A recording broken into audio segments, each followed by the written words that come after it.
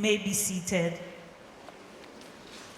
My name is Isabella Adediji, and I will be your compere this morning. I'll also be the accurate timekeeper, ensuring that everyone keeps to time once they take this microphone. And I think I'll also be that ginger queen, give you that ginger, because after all, it's International Women's Month. We celebrated International Women's Day on Tuesday, but throughout the month of March, we're going to be celebrating the economic, the political, the cultural achievements of women across the world. We're also going to be calling out bias. For us to be able to break the bias, we need to be able to identify that bias to break the bias. So at some point, I know we'll all stand up and do the Wakanda pose in breaking the bias. We're also taking action to ensure that we achieve gender parity. And that's why I'm so excited about this year's theme, which is action. We are taking action to ensure that men and women have access to equal opportunities.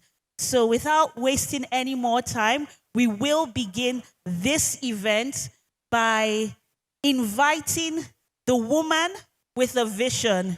She calls herself the Ginger Queen. She's worn many hats. She's an entrepreneur. She's a woman advocate. She's an activist for women's rights. She's a soft life ambassador. And if you don't know what that means, come for the gala night. You know what soft life is. She's someone who has the heart of women, especially entrepreneurs, at heart. She has gone above and beyond to create opportunities for women running businesses. And you'll see some of them go away with checks of 1.5 million, 1,500,000. I can go on and describe Ifedai Odurosimieti in many ways. But at this time, I would like for each and every one of us to put our hands together. Let's give her a rousing round of applause as she makes her way to the stage. No, I'm not going to take that applause. It's too early in the morning. Let's make the founder, CEO of Herconomy, Mrs. Ifedai Odurosimieti, welcome. Thank you very much, Isabella. It's so funny how Isabella used to be my roommate in school. Like we call ourselves Silver 2 family because we were schoolmates and then we eventually now became, room members. Thank you very much, Isabella. So good morning to our distinguished guest, the Executive Governor of Lagos State, His Excellency Mr. Babajide Sanwo-Olu, represented by Mrs. Sholakwe Hammond, the Commissioner for Women Affairs here, represented by the Director of Skills Acquisition, Mrs. Joke Oshodi, our investors, panelists, sponsors, all of you all. Huge shout out to you all our sponsors who are here. Our community members, can I hear you guys? Thank you so much for being here. Good morning. We are truly honored to have you here with us. Herconomy, formerly called AGS Tribe, is a platform I launched in 2018 to enable the success of women in different ways. So far, we have done this through capacity building, community, access to opportunities such as grants, loans, jobs, and most recently, financial services. Since we launched in 2018, we have provided trainings to over 85,000 women and men too, online and offline. We have also provided grants to over 50 people. We have seen lives transform through this platform that we have built. I welcome you all to the 4th edition of this conference. It's truly an honor to be able to do this yearly, not just because we are shining the light and discussing issues that women face, but to also showcase some fantastic and brilliant female entrepreneurs we have here in Nigeria. It's important that we discuss these issues with relevant stakeholders, the government, the private sector, and also the people. That's the only way we can actually come up with a plan that is useful and also drive the actual change that we need. We can't have one-sided conversations, and that's why I have invited you all here. Thank you for honoring our invitation. I hope that we can have real conversations and actually come up with different ways we can actually create more inclusive pathways for women, especially because we have all gone through a pandemic, and if you check the statistics globally, women have had it really bad. From losing their jobs, and the ones who didn't lose their jobs were burdened with unpaid care and domestic work, which eventually made them leave their jobs, to businesses shutting down, to even more women becoming victims of domestic violence. We actually lost one of our community members, Olamide Ali. May your soul continue to rest in peace. She was murdered by her soon-to-be husband, who later committed suicide on the same day, leaving 2 children behind. These are only a few of these issues. The recent report released by the United Nations shows that the pandemic will push 96 million people into extreme poverty, and 47 million of whom are women and girls. So how can we create more inclusive pathways for women? I'll leave that to our panelists to discuss. Thank you all so much for coming today, and I hope we have a wonderful day. Thank you.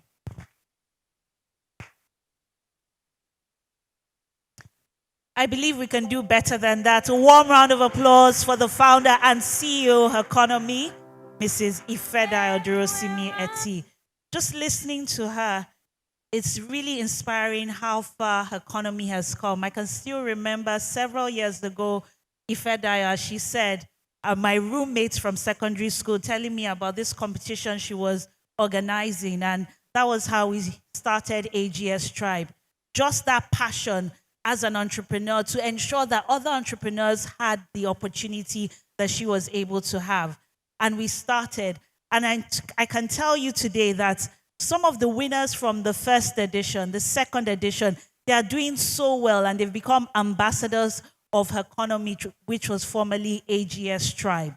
So today, we're not just going to have conversations, we're going to take action, and action that is impactful. So throughout today, I would like for us to reflect on everything that is being said on this stage, but more importantly, think about ways that we can break the bias, ways that we can take action to ensure that in everything we do, whether it's at home, in the workplace, our community, in church, in the mosque, that we're doing everything possible to ensure that men and women are treated equally. But before I go any further, I'd really like it if we can all put our hands together for our sponsors for making this possible.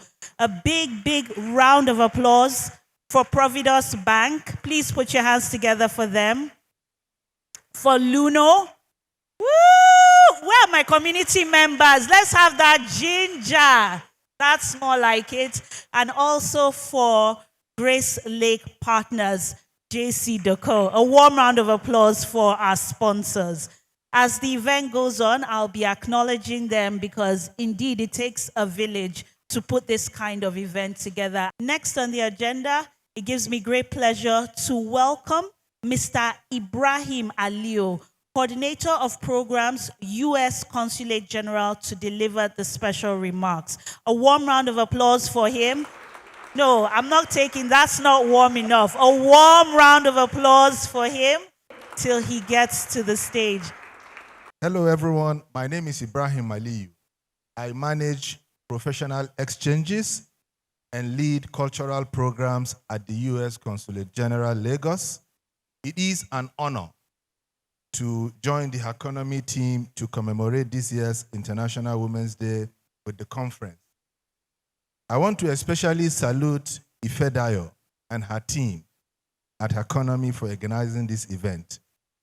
Ifedayo is an alum of the Mandela Washington Fellowship, the flagship program of the U.S. government-sponsored Young African Leadership Initiative, aimed at investing in the next generation of young African leaders who have demonstrated leadership in public, private, and non-profit sectors. Every year, selected fellows on this program participate in a 6-week intensive program at U.S. institutes that combines academic coursework, leadership, training, and networking.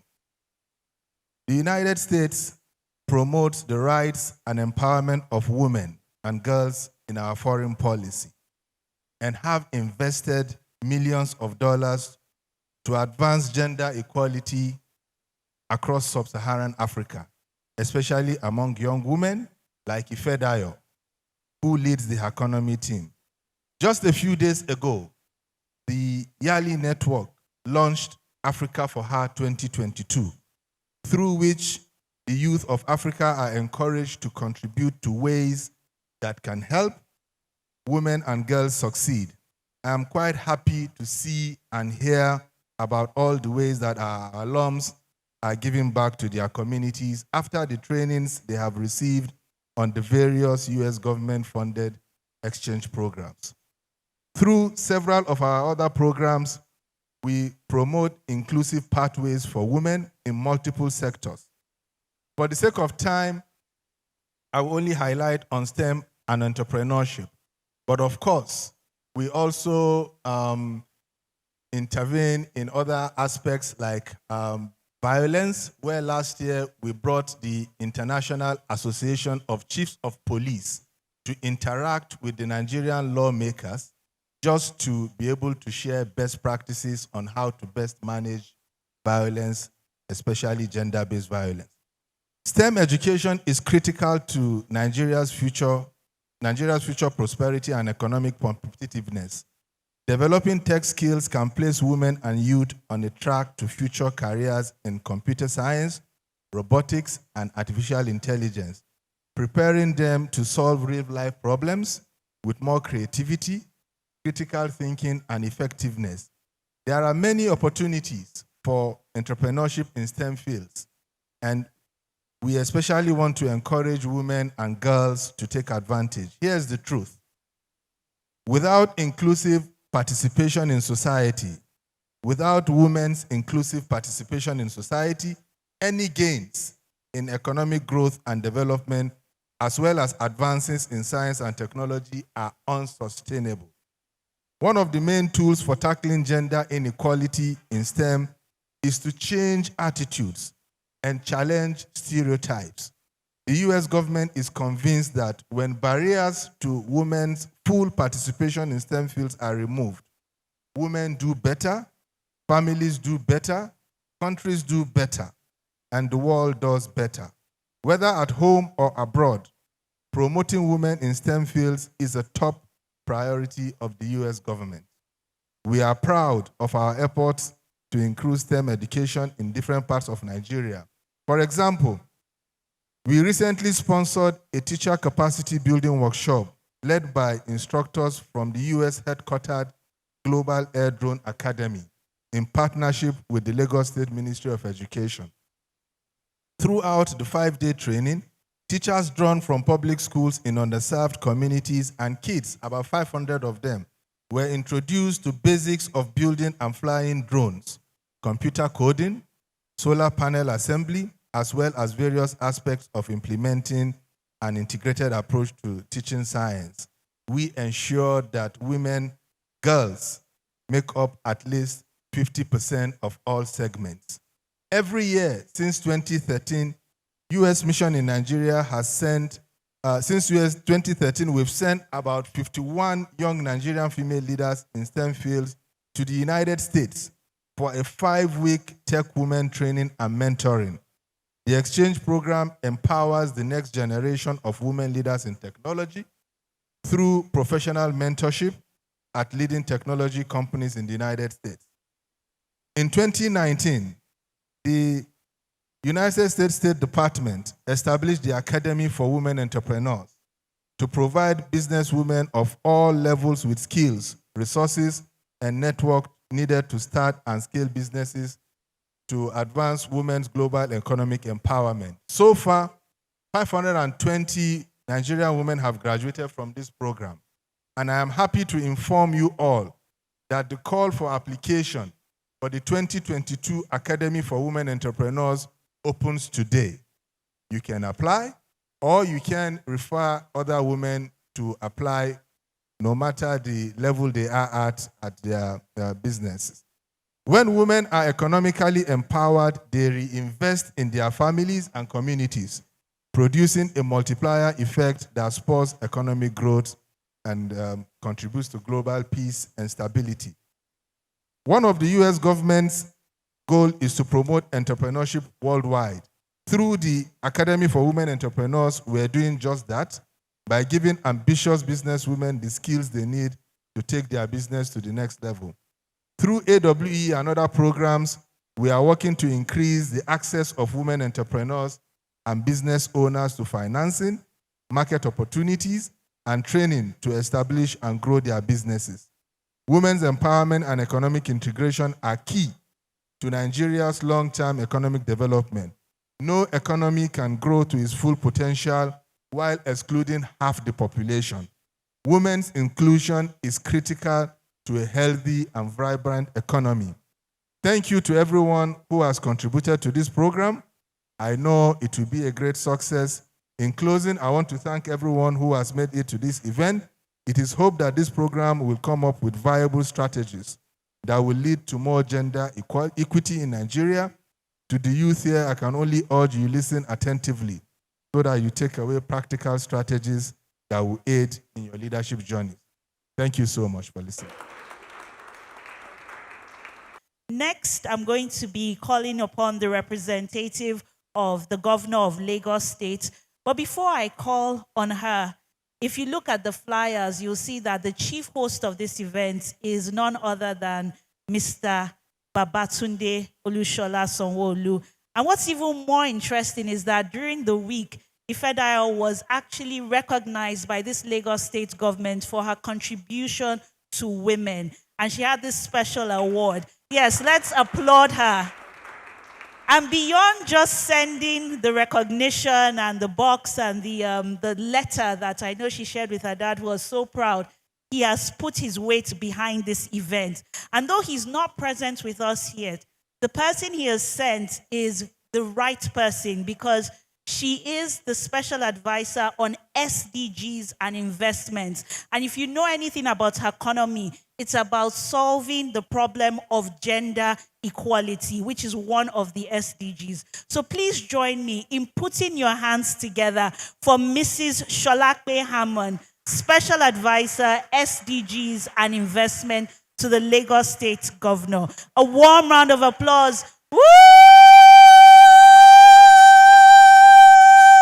That's the kind of applause I want. Thank you very much, Isabella of Lagos, the ginger woman. Thank you very much, ladies. Once again, a round of applause for yourselves. I think as Isabella said earlier, everybody looks so beautiful. I haven't had the chance to take my own picture on the swing downstairs, but I shall certainly be doing that during the break.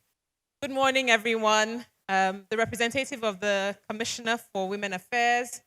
I see so many friends here. I'm a member of the tribe. I'm 2 to 4 a.m. gang in the tribe.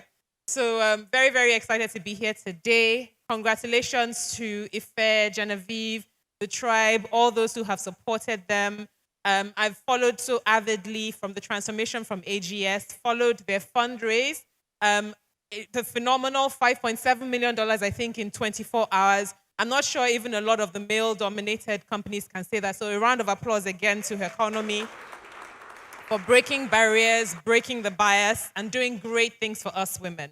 I'm very, very, this is an inside story, but I'm very, very bitter because I was here today, supposed to be here today as a speaker. Now I no longer matter. I'm here representing the governor, but it's a much greater honor. So I'm very happy to be here today to have the opportunity to represent him. As has been said, he's a very, for those who know him, he's a true he for she governor.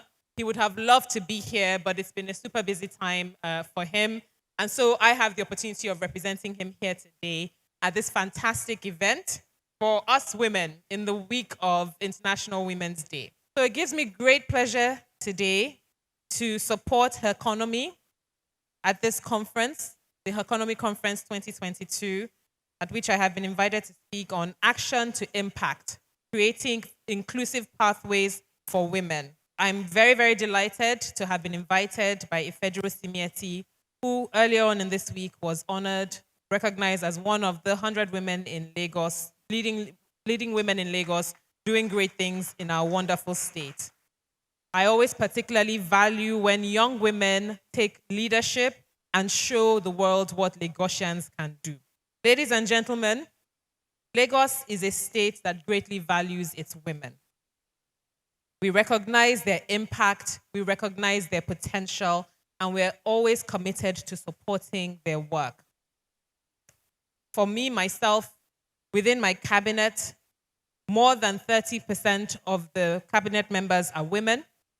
In Lagos State, the permanent secretaries, thank you, I think he deserves a round of applause for that. The permanent secretaries are actually more in number. The female permanent secretaries are actually more in number than the men. On several occasions, I have even had the opportunity to swear in more women than men at a point in time. And women are not just leading in our typical female areas, but are heading strong ministries such as Works and Infrastructure and Agriculture. Our agencies also, the Lagos Metropolitan Transport Authority, an area that's also typically dominated by men, is headed by a woman, and many other women are excelling in areas of environment and wealth creation and finance. So for us, we are very, very committed in Lagos to supporting women and their activities. In the space of education as well, Lagos has worked very actively to achieve parity for girls and boys, especially at the primary school level.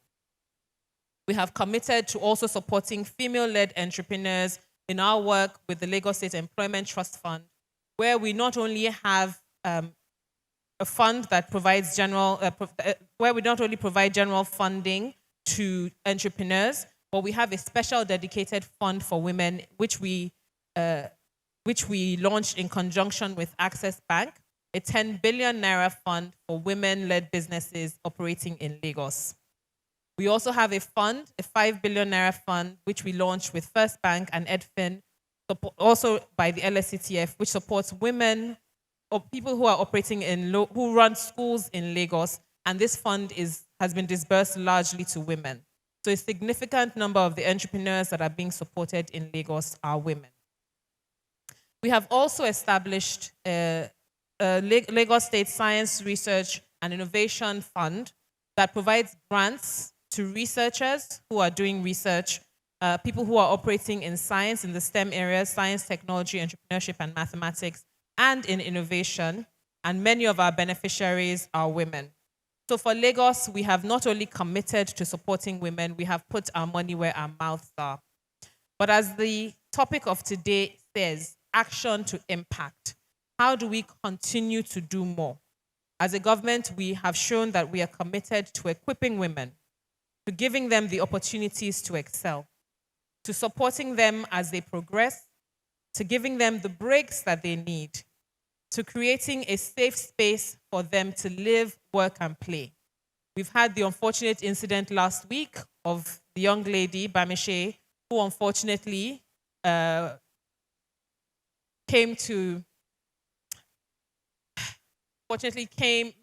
a very, very poor fate after a ride on a BRT bus. And as a government, we are fully committed to ensuring that all the culprits involved are uncovered, and making sure that we move on to create an even safer space for young women and all people who live in Lagos. We have committed to supporting domestic violence. Indeed, we have another domestic sexual violence walk that will be happening in the month of March. We've had 2 in the last year, and we continue to work to make Lagos a safe space. Last week, we received the news of the voting with regards to the demands of women at the National Assembly. And earlier on in this week, the First Lady took the women of Lagos on a protest rally to commit to creating equal opportunities for women. Last but not least, it's important for us to normalize the needs of women, to make sure that we can speak about female issues, whether it is time off to take care of things they have to do in life, whether it's having a baby and taking time off to look after their families, and whether it's talking about period poverty. We shall be doing these within our SDG initiatives. Most importantly for us as a government, we believe in listening to our women. So please always feel free to reach out and let us know what your issues are. Once again, on this note, let me specially commend again the organizers, all your partners and investors, and your tribe. You are highly appreciated for your consistent efforts to promote the cause of women and build capacity. And Lagos promises to continue to be a strong partner in helping you achieve that objective. Thank you for your attention. Next, we'll be moving to our panel session. So before we move to the panel session, we'll just have a quick special remark from the representative of the Commissioner for Women Affairs. So we'll have that, and then we will move to the panel session. So I'd now like to invite the representative of the Commissioner of Women Affairs, Lagos State. Please put your hands together for Mrs. Joke Oshodi. A warm round of applause. And I think we can do the woo! Tribe members, community members. Don't fall my hand. Let's keep the applause going till she comes. She's looking beautiful, looking radiant. And I know together with all the efforts they are doing in the Lagos State government, we will break that bias. Mr. Governor, Mr. Babajide Sanwo-Olu, ably represented here by the Special Advisor on SDG, Mrs. Sholakwe Ahmed. Permit me to stand on the already existing and established protocol. Good afternoon, ladies and gentlemen. As you all know, I am here representing the Honorable Commissioner for Women Affairs and Poverty Alleviation, Mrs. Cecilia Bolaji Dada, who unfortunately cannot be here at the moment due to other important assignments she has to attend. And I'll read her speech. Thank you very much.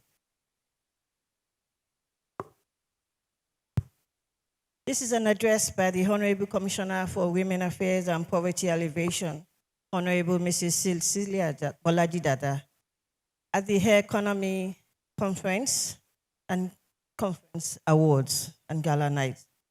The theme here today is Action to Impact, Creating Inclusive Pathways for Women. I am delighted to be part of Herconomy Conference Awards with the theme Action to Impact, Creating Inclusive Pathways for Women, organized by Herconomy Enterprise to provide grants and other business support services to female entrepreneurs and help them grow their businesses. The program is of ardent view to bring stakeholders together to discuss issues that affect women, as well as create solutions that accelerate the attainment of gender equality. The forum will also help to share ideas of tackling various challenges, even while exploring opportunities to prefer solutions for those challenges women encounter in entrepreneurship. The theme for this year's conference, Action to Impact, Creating Inclusive Pathways for Women, is apt. It's quite crucial considering the advocacy for gender equality, which women aspire in attaining key positions at the helms of affairs. It also aligns with the United Nations status and mandate about women across countries of the world. This particularly showcases the importance of women and girls' empowerment, even as it evaluates their rights to economic resources, access to sexual and reproductive well-being, as well as vital tools for socio-economic growth for everybody. While Western societies have seen women actively achieve gender equality, other less developed countries see women fighting for their basic rights. They have in times past complied with stereotypical roles given to them, but quite recently, more women have begun to break free from these imposing roles. Nevertheless, the ratio of female participation and representation in Nigerian politics is still low. Considerably, this meager size is characterized by male chauvinism and patronage-based political culture, combined with gender, economic, and household inequalities, which set main barriers of women participation in governance. Quite notably, that the emerging norms of women's roles are gradually evolving across social, environmental, cultural, and economic platforms. Access to education has opened women's eyes to the realization that they deserve to follow their dreams without having to face gender inequality. Sadly, not all women enjoy the right of education. Hence, some groups' roles are determined by their specific culture, religion, and sometimes ancient and severely outdated traditions. Women in northern Nigeria, for example, are more likely to be secluded in their homes than women in the southern part of Nigeria who participate more in public life. This is a clarion call for gender equality in all decision-making policies, identifying factors as equal pay and equal distribution of resources, even as emphasis is being placed against all forms of idleness amongst active women within the society. In line with the team's agenda of Governor Babajide Sanwo-Olu of making Lagos its 21st century economy, the Ministry of Women Affairs and Poverty Alleviation has established 19 skills acquisition centers across the state, where no fewer than 20 vocations are taught free of charge.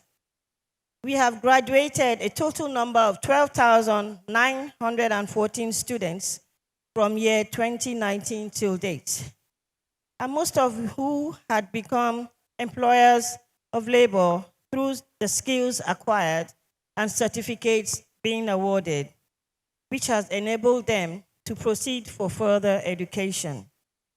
This has gone a long way to reduce unemployment in the state.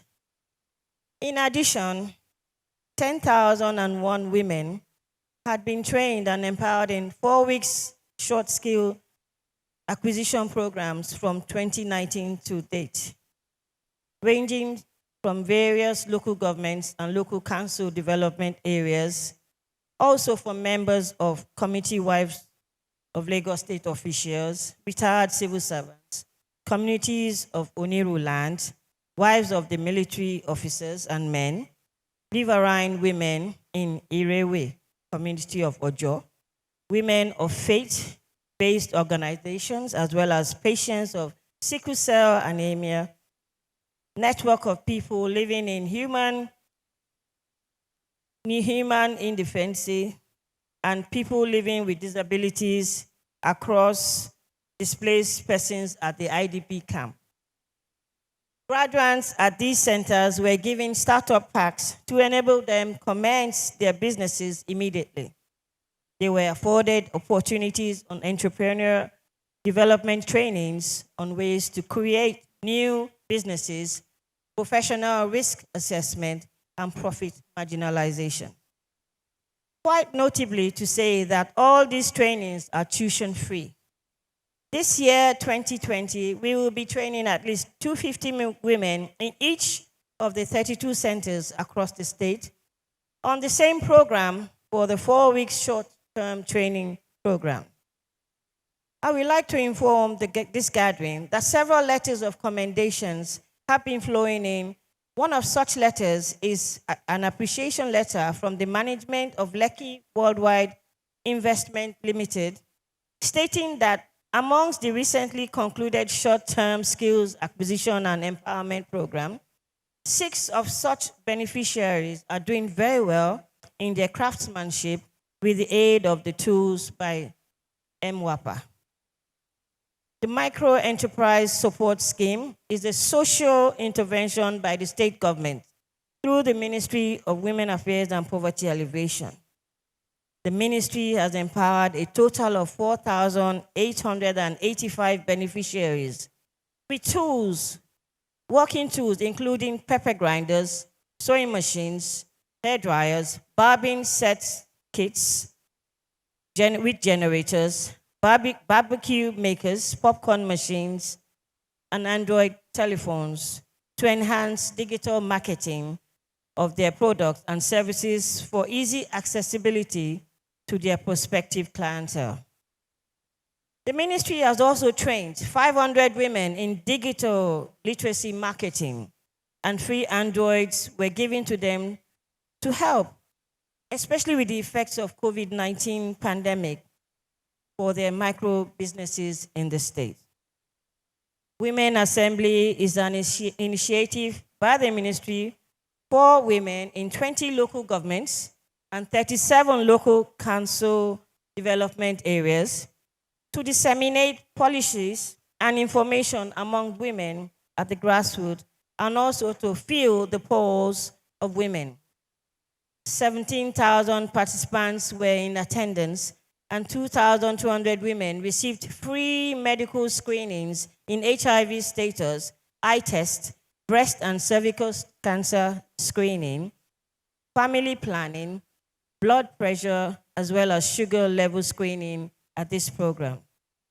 In commemoration of the World Menstrual Hygiene Day, the ministry distributed 6,000 sanitary pads to promote menstrual hygiene amongst women of various rural communities in Lagos State. In addition to this, the ministry organized an advocacy on food and nutrition for indigents across 3 senatorial districts of the state. The purpose of the program is to enlighten women on the need to eat healthy. 2,000 beneficiaries were given food nutritional packs at the program. The ministry, in collaboration with the federal government and the Lagos State Ministry of Wealth Creation, supported women in Lagos State to alleviate the effects of COVID-19 pandemic. 500 women were given cash gifts from the program.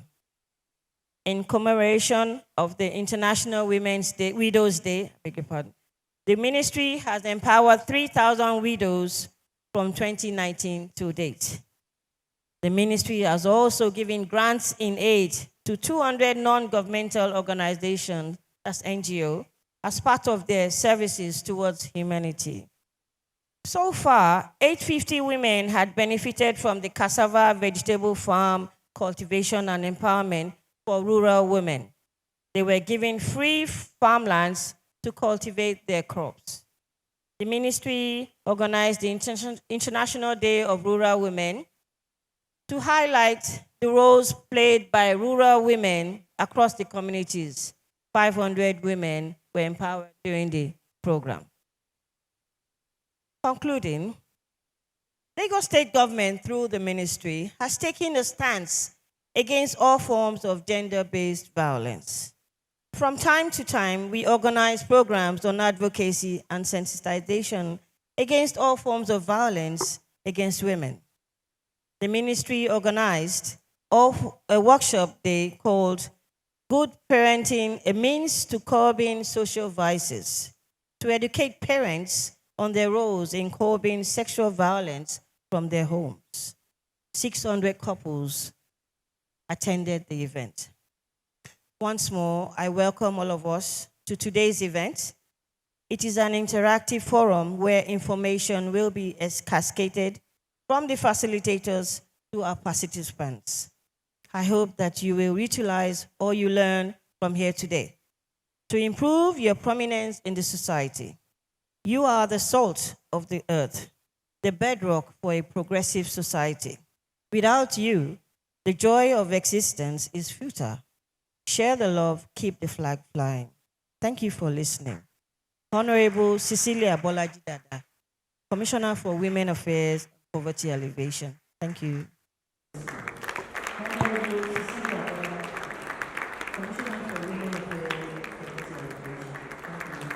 So I'm going to invite our panelists. Please put your hands together for National Economist from United Nations Women, Dr. Chukwuemeka Onyimadu. A warm round of applause for him. Next, we have the CEO, African Business Coalition for Health, Dr. Morris Atoki, Honorable Dr. Morris Atoki. A warm round of applause for her. Next, we have Ms. Thelma Ekio, Managing Partner, SME.ng, looking very beautiful. Woo! Thank you, Ma. And she came very early. It's always good when we see people who honor our invitation and keep to time. Next, we have Ms. Adore Udechukwu, Gender Specialist, Gender and Economic Inclusion Group, IFC. A warm round of applause, a resounding round of applause. Woo! Finally, I'm going to be handing over the mic duty to our moderator of this insightful and exciting panel, just looking at the amazing panelists on stage. Please make welcome Ms. Viv Obi, Head Business Development and Partnerships, Herconomy.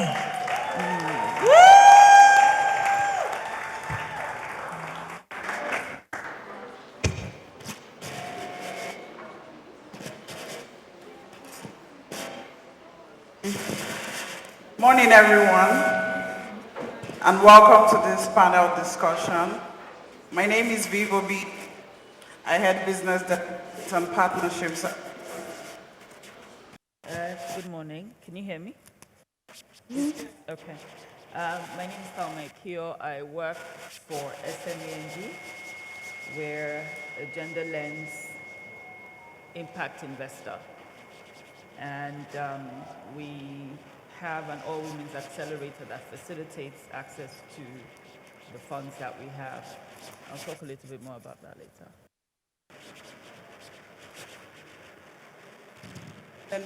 Okay, thank you. And good afternoon, or good morning, everybody. My name is Morris Atoki. I'm the CEO of African Business Coalition for Health. My organization is a not-for-profit that brings together private sector resources and brings together their competencies to enhance health. My name is Chukwuemeka Onyimadu, the national economist for UN Women, which is the UN agency that is dedicated to the advancement of gender equality and women's economic empowerment. Primarily, my work focuses on how we can advance the overarching macroeconomic policies, fiscal interventions that promote gender equality for women. Thank you very much. Okay, good morning, everyone. My name is Adaore Udechukwu. I'm a gender specialist with the International Financial Corporation, which is a sister member of the World Bank and a member of the World Bank Group. The Gender Economic Inclusion Group of the organization primarily works through two pathways. One is to manage, design, and implement gender-specific standalone programs across Africa, and then also to mainstream gender in our operations and investment. Please, can we give a round of applause? Thank you very much. I will start with Chukwuemeka. How is the UN Women currently driving the need for increased gender representation and gender mainstreaming in key policies? Okay. I can answer that question from two perspectives. One at a normative level, normative and policy level, and one from a programmatic level. So from the normative perspective, part of the work that UN Women is doing right now is to advance for promoting and advancing existing legal framework that will help in achieving the agenda for gender equality, one of which is the VAP Act, as well as the Gender and Equal Opportunities Bill. UN Women has also contributed, with respect with other CSOs, to also advocate at the National Assembly for the gender bill, which we all know some of the we're not passed, but we are We are really, really fighting for that. I know that will sound strange coming from a man, but we are really, really fighting for that. Also, UN Women is also prioritizing how we can engender gender considerations, especially in macroeconomic policies, because we've come to realize that these macroeconomic policies provide the basis for which we can advance other agendas. From the programmatic level, UN Women is prioritizing, in this instance, how we can empower women. And this is one of our primary focus. We've been able to achieve that through various programs and projects that have been implemented across the country. One of them has to do with advancing women in respect to making decisions at all spheres, making decisions at the highest levels, as well as making decisions at managerial levels. We've done that through a mentorship scheme that we have in UN Women, where we advocate for women at the highest level to be mentors to young women and ensure that they can teach them the skills that will be necessary for them. And also for women empowerment, we also have what we call this climate smart, resilient agricultural scheme, where we've tried to use newest technologies, innovative technology, to advance women's participation in agriculture. This is very key in the sense that it has increased, one, women's income, it has increased women's farming output, as well as provided increased access to markets for women. Let me not take too much time, but I must also mention this. Also, from a program level, Young Women is also prioritizing political participation. We know that 2023 there's going to be a general election, and we have a lot of programs with respect to political participation. One of which, and I will say this very clearly, is advocating for affirmative processes. We are saying political parties, all institutions in the democratic sphere should have quotas for women. We are saying 35%, not only 30% again. Thank you so much for that very amazing feedback. Please, you can keep your questions. We'll have about 2 minutes after this session to ask questions. Thank you. Thelma, this question is for you. The contribution of women-led businesses to economic growth is increasing. However, women-led businesses face a number of challenges, ranging from limited access to capital and finance. What are the ongoing interventions by stakeholders to address these gaps? First of all, I think, let me first really appreciate Ife. I call her my burro in the work. I've been for 3 of these conferences now, and I've just seen AGS Tribe, now Herconomy, really grow. So, really kudos to Ife. It's a job well done. One thing about the current environment now, this is the decade for women. If there's ever a time when women will be able to access finance, it's this decade. If we don't do it in this decade, we're never going to do it. And why do I say that? Because globally, across Africa and even in Nigeria, the stars have converged to favor women. Globally, there is a framework called the 2X Challenge, and $15 billion have been allocated for women, of which Africa is one of the focus continents. And then obviously in Africa itself, whether it's the Africa Development Bank, there's so many funds, there's a growth of female-led funds. So for example, the company that I co-own, it's a female-led fund, which means we raise finances simply to invest in women. And of course, in Nigeria, there's so many initiatives supporting women. So the question is, why are women not able to access these funds? And I think, first of all, there are 2 problems. One is on the side of women, and I'll use practical examples.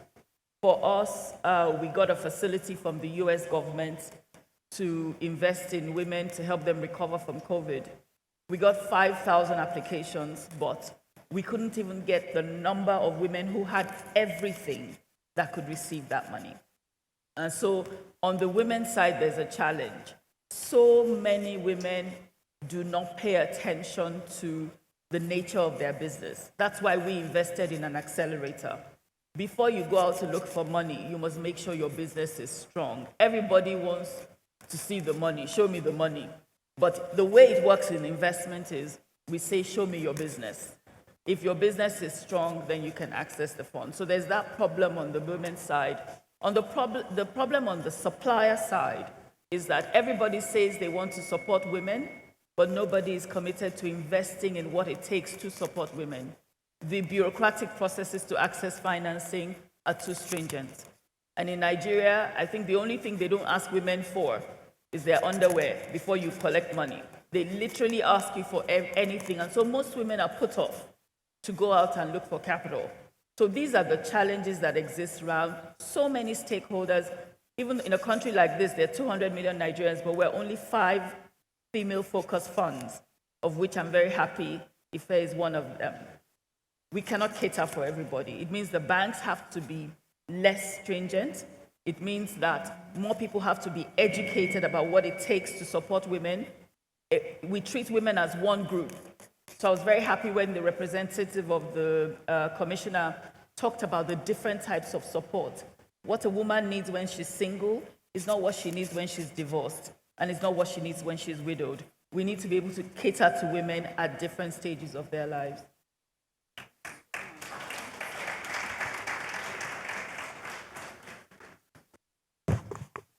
Thank you so much for that feedback in terms of capacity building for women and how women need to be handheld through the process of understanding their business and also referencing what the commissioner said. Thank you so much. So Adore, this question is for you. Okay. Can you share the specific ways the IFC is supporting gender inclusion in Nigeria? Yes, I think first of all, it's important to state that no country, community, or economy can fully achieve its potential, without the full participation of men and women, boys and girls. Neither can they face the 21st century challenges, like some of the ones that my colleague, Dr. Ekiyo has, Thelma has spoken about. So specifically at IFC in Nigeria, I mentioned earlier that we're a sister organization of the World Bank. So while the World Bank focuses on public sector, we work with the private sector. We work with companies and international development partners to address the challenges that women face and close gaps between men and women in 4 areas. One is entrepreneurship. The second is access to jobs and assets. So this is looking at markets, access to markets, technology and finance, and then also the human endowments of health. And then we also focus on education, starting from the company level all the way to the broader community. And the approach really is to tackle the gender gaps and increase women's participation along 5 layers. So women as entrepreneurs, as employees, as leaders, as community stakeholders, and as consumers. So all of the programs and interventions that we design and implement are focused on tackling, or rather increasing women's participation along these layers. So specifically, our work in Nigeria, what we do is to deploy our investment and advisory expertise to support private sector companies to be able to increase the participation of women in employment and entrepreneurship as well. In particular, I'll speak to 3 programs. One is the Banking on Women program, which is focused on working with financial institutions and private equity funds to expand access to finance and assets for female entrepreneurs.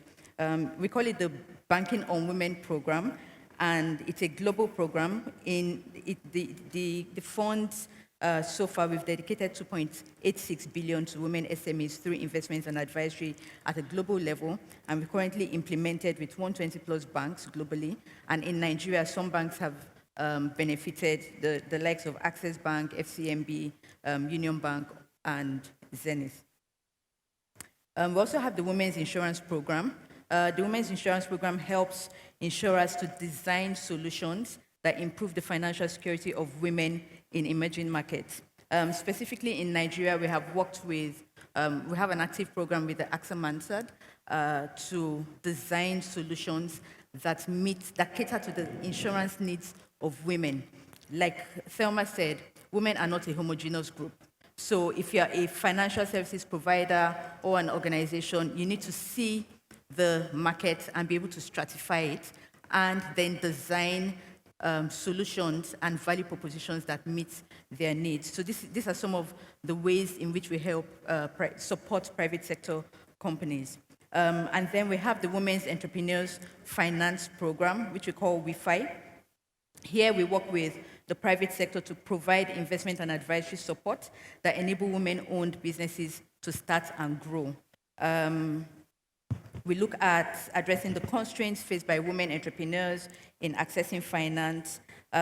So Thelma, I keep touching on what Thelma has talked about. She talked about the strength of the demand side, right? So there's a supply of funds, but what's happening on the demand side and getting, the women to be loan ready. So these are some of the ways that the WIFI program works. We work with the financial institutions to strengthen their capacities to lend and provide technical advisory to them as well. So this is training for their employees, for their loan advisors, and also looking at the innovative ways to ensure that there's a flow of funds to match the demand in the market. So for instance, in Nigeria, we had a 25 million local currency investment in one of the banks, and there was a performance-based incentive for increased lending for women-owned SMEs. We also worked with Access Bank and the Development Bank, for instance, to develop and deploy an innovative digital cash flow loan product. So with that one, they're able to lend, without physical collateral to women. I'll speak lastly, if you permit me, about the Nigeria to Equal program. So stock exchanges are formidable allies because of the role that they play in the market. The role they play is unique, right, in bringing together investors, the private sector, and other stakeholders together. So we joined forces with the Nigerian Exchange, used to be the Nigerian Stock Exchange, to design and implement a program called the Nigeria to Equal program, through which we rallied large corporates within the market to make commitments. All of them together collectively have made 165 plus commitments to reduce gender gaps in their business operations. So this is from increasing women's participation as leaders, tangible commitments like training programs for their women, strengthen the talent pipeline of their women, just ensuring that the recruitment, retention, and advancement of women within the organization is free and fair. And then also increasing markets, women's participation as distributors or suppliers within their corporate value chain. So these are some of the ways we're working with to reduce the gender gap in Nigeria. Thank you very much for that. So following the fallout of the question, you also mentioned women are not homogeneous, right? And you mentioned a lot of top-tier organizations, or I use the word tier one organizations. Yeah. How do smaller organizations position themselves to be part of this initiative that IFC is doing at the moment? Okay, so speaking to that, there are two ways that organizations can position themselves. There's a so the work that we do has provided direct and indirect empowerment to women SMEs. So I'll speak to two areas. So for employees, for instance, there's the indirect benefit of being a part of the organizations that we're working with, to strengthen their capacity to reduce gender gaps. And then for entrepreneurs, the direct benefit that they can get from this is the financing and advisory support that IFC can bring to the table in conversations with them. For the smaller SMEs, what I would say is they need to position themselves to be able to benefit through the organizations that we are enabling. So we work more upstream to say what are the barriers, for instance, to women's access to finance. We work with the central bank. So for instance, we had a project where we strengthened the Nigeria credit reporting project so that banks are able to use non-physical collateral, movable assets for collateral to lend to women SMEs. So we go to tackle those bottlenecks so that more SMEs can benefit. But they also need to strengthen their businesses and understanding of the financial flow in their businesses to be able to access the funds. Thank you very much. Thelma. So I'm coming back to the question. Am I being... No, don't worry. Because health is important and you need to prioritize No, it. yeah. So Thelma, what would you say is the importance of investing in women business? You know, having done this work now as an investor, before that as a donor, I used to be on the side of giving out grants. One thing I've always seen is that, you know, when you want to invest in a woman in particular, you have to invest in the whole woman and you have to invest in her long term. We're talking about breaking the bias. One of the things that we need to do about breaking the bias is helping women break the self-imposed bias that they've put on themselves. When I talk about self-imposed bias, so far we have about 600 women in our accelerator community. Many of them are happy to take 5 million, 10 million, but when we start to talk about 50 million, 100 million, they don't show up. And it's almost as if women are saying they don't know what to do with big money.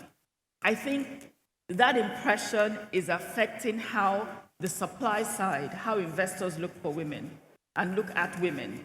So for example, if you see a call for from an investor, they will say that the allocation for women to receive financing will be 10 million, 20 million.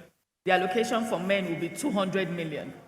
And then those of us, they are like, is it that women don't know what to do with 200 million? But being on this side of the fence and being part of someone who now looks at investments and look at how women structure themselves, we are the ones who always put ourselves under. And nobody will put you above when you're ready to put yourself under. So that's the first thing we must invest in. We must invest in the ability for women to see themselves bigger than they are. It's not a fluke that right now in Nigeria, when we did a survey to start our accelerator, we couldn't find up to 5 women's businesses that had been passed from one generation to the next. When you don't have intergenerational businesses, you have a sector that will die out. And so we need to invest in women so that the businesses are intergenerational. When I say intergenerational, it doesn't mean that you necessarily pass it on to your child, but you pass it on to somebody that can continue the business. These are the things that women need, often more than cash. But when it comes to cash, we need cash as well, right? But the type of cash, women don't understand money. Every time, I look at what Ife is doing, Ife is taking one course or the other. I'm always teasing her, But the point is, if you do not learn about money, you will not be able to take the money that you need and use the money that you need. A lot of women run from debt. So let me speak right now. As I sit here, we have a facility with the Development Bank of Nigeria and FSDH, and the facility is from 20 million to 50 million naira. It's to find women to take this money. The money is there. And we've been told that once we find the women, the facility will revolve. We can't find the women. Why? Women are afraid of debt. Women are afraid of interest rates. If I put this facility on today and open it up for men, it will be finished by evening. So when we gather like this, we talk about all these fanciful things about women, but we need to be honest about the problems that are involved in financing women. Now, I'm not saying that you need to know what you need for your business. You may not need debt. If you're just starting a business, never take debt. I tell women, if you're starting a business, look for angel investors. But when you're talking about growing your business, debt is one of the options, and you need to understand how that debt will work. I think when we invest in women, in teaching them about money, teaching them about being intergenerational, teaching them how to take capital. When I talk to my contemporaries outside Nigeria, the women that they work with are taking facilities of $2 million, $5 million. In Nigeria, the only people that are able to access those type of facilities are tech-based businesses. So there are inherent challenges in financing women that we need to invest in to help women solve. so that women will be able to access that finance. I am very keen to give out this money, but no matter how keen I am, I will not give it to a woman's business that's not ready. Thank you very much. Dr. Morris, healthcare remains a huge concern in Nigeria, particularly women's health. How is the African Business Coalition for Health approaching this issue?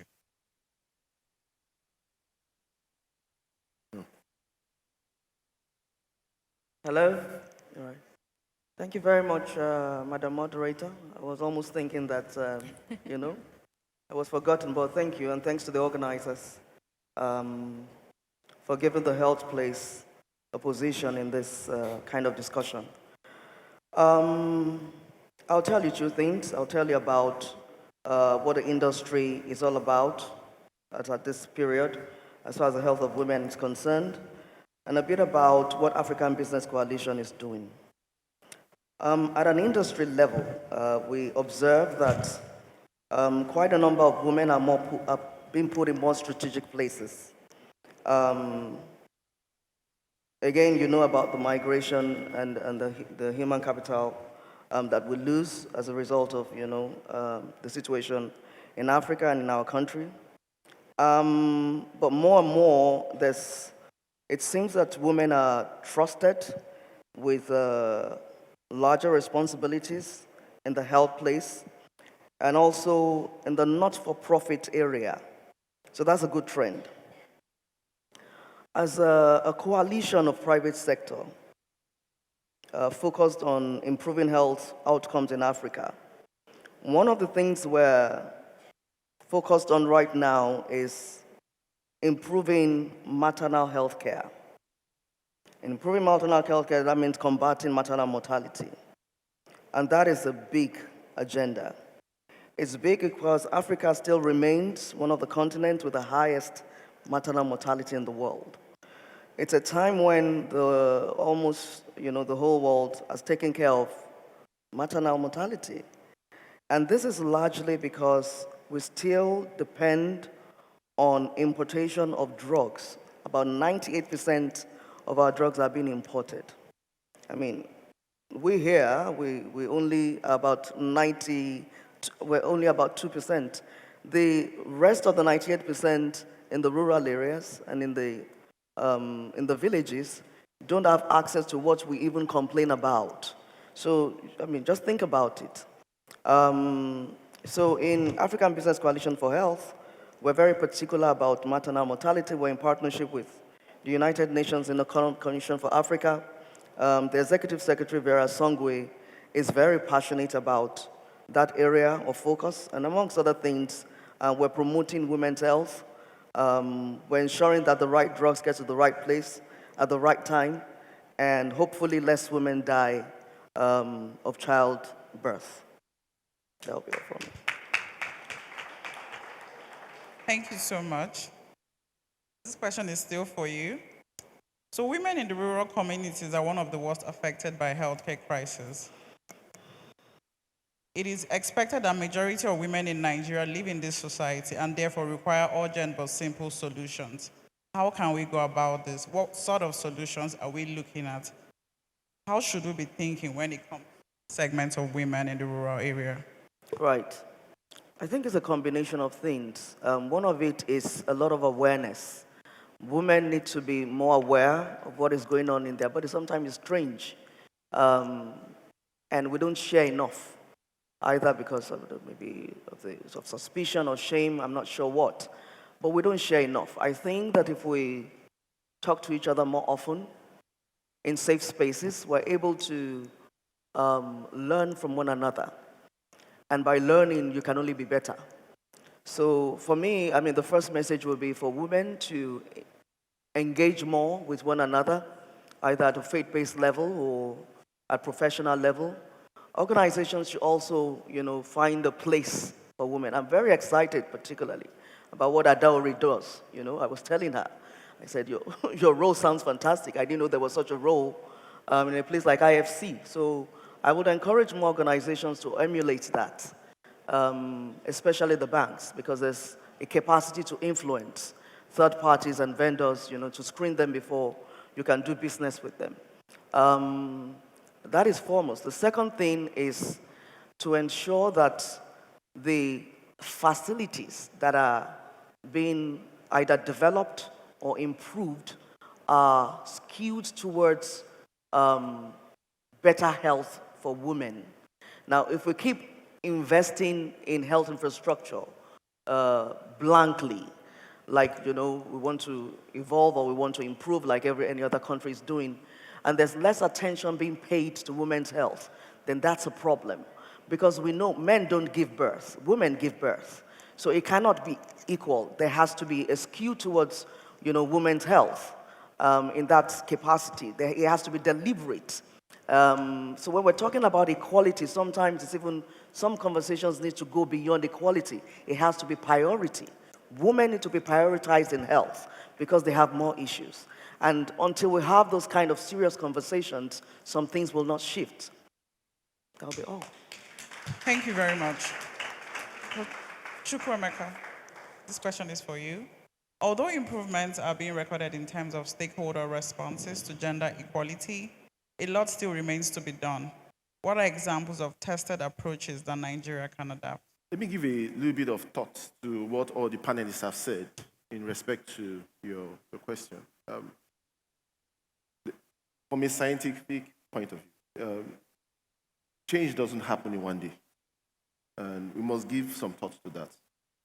We must recognize that the biases and stereotypes that do exist have been perpetuated over the years. And changing them will involve deliberate effort. And part of that deliberate effort, in fact, key to this deliberate effort is the policy environment, right? To change some of these biases right now, we will have to focus more on policy first. Policy before programs. We have to understand what is the problem. Often, we hear a lot of, and I do hear what all the panelists say, but often we do hear of these problems and this is the solution. But we really don't need to understand what is the issue. So for example, we have a Child Rights Act that should protect the child. Why is it not being implemented? What are the behavioral issues that is stopping it from being implemented in Nigeria? Once we can have an idea of that, then we can now start designing policies that would actually work. And in the context of time. For example, what UN Women is doing right now is that we are prioritizing legal frameworks. What are the legal frameworks that guide specific issues that relate to women? And then we start saying, how can we insert clauses within this legal framework, within these policy documents, that target the specific behavioral issues that we want to change? Key to this is having what we call a theory of change. So for example, with respect to health for women, what is the theory of change? What do we expect that if this happens in the next 5 to 10 years, then we can have the outcome? I must give a very big caveat here. Behavioral changes happen in a slow pace. We have to recognize that. However, we must have deliberate and intentional policies that would help all our programs to be more effective. So one, to answer your question, is the legal framework. It's very, very important that the existing legal framework should be shaped in such a way that it treats the specific issues that relate to women. And another one, and I will stop there, is quotas. I'm very, very strong about quotas. We have to have affirmative processes in all spheres. For example, what UN Women is prioritizing now is what we call affirmative procurement. So in our procurement laws across states and federal government, what quotas do we have for women? Do we say, for example, Lagos State government wants to build 200 roads. Out of these 200 roads, 10 must be for women tenderers. The question is, I'm just giving a hypothetical example. So the question is, how many women tenderers do we have? It still leads back to my question, behavioral change. We must train women today. We must train them to participate in STEM. We must train them and give them capacity for tomorrow, especially for the girl child. Because it's the girl child today that will turn to a woman tomorrow. Thank you so much for that. Such a good feedback. Thank you. Dr. Morris, what systems do we need to accelerate and consolidate gender equality interventions? I think it's a combination of efforts. At an institutional level, it needs to come largely and loudly from the government.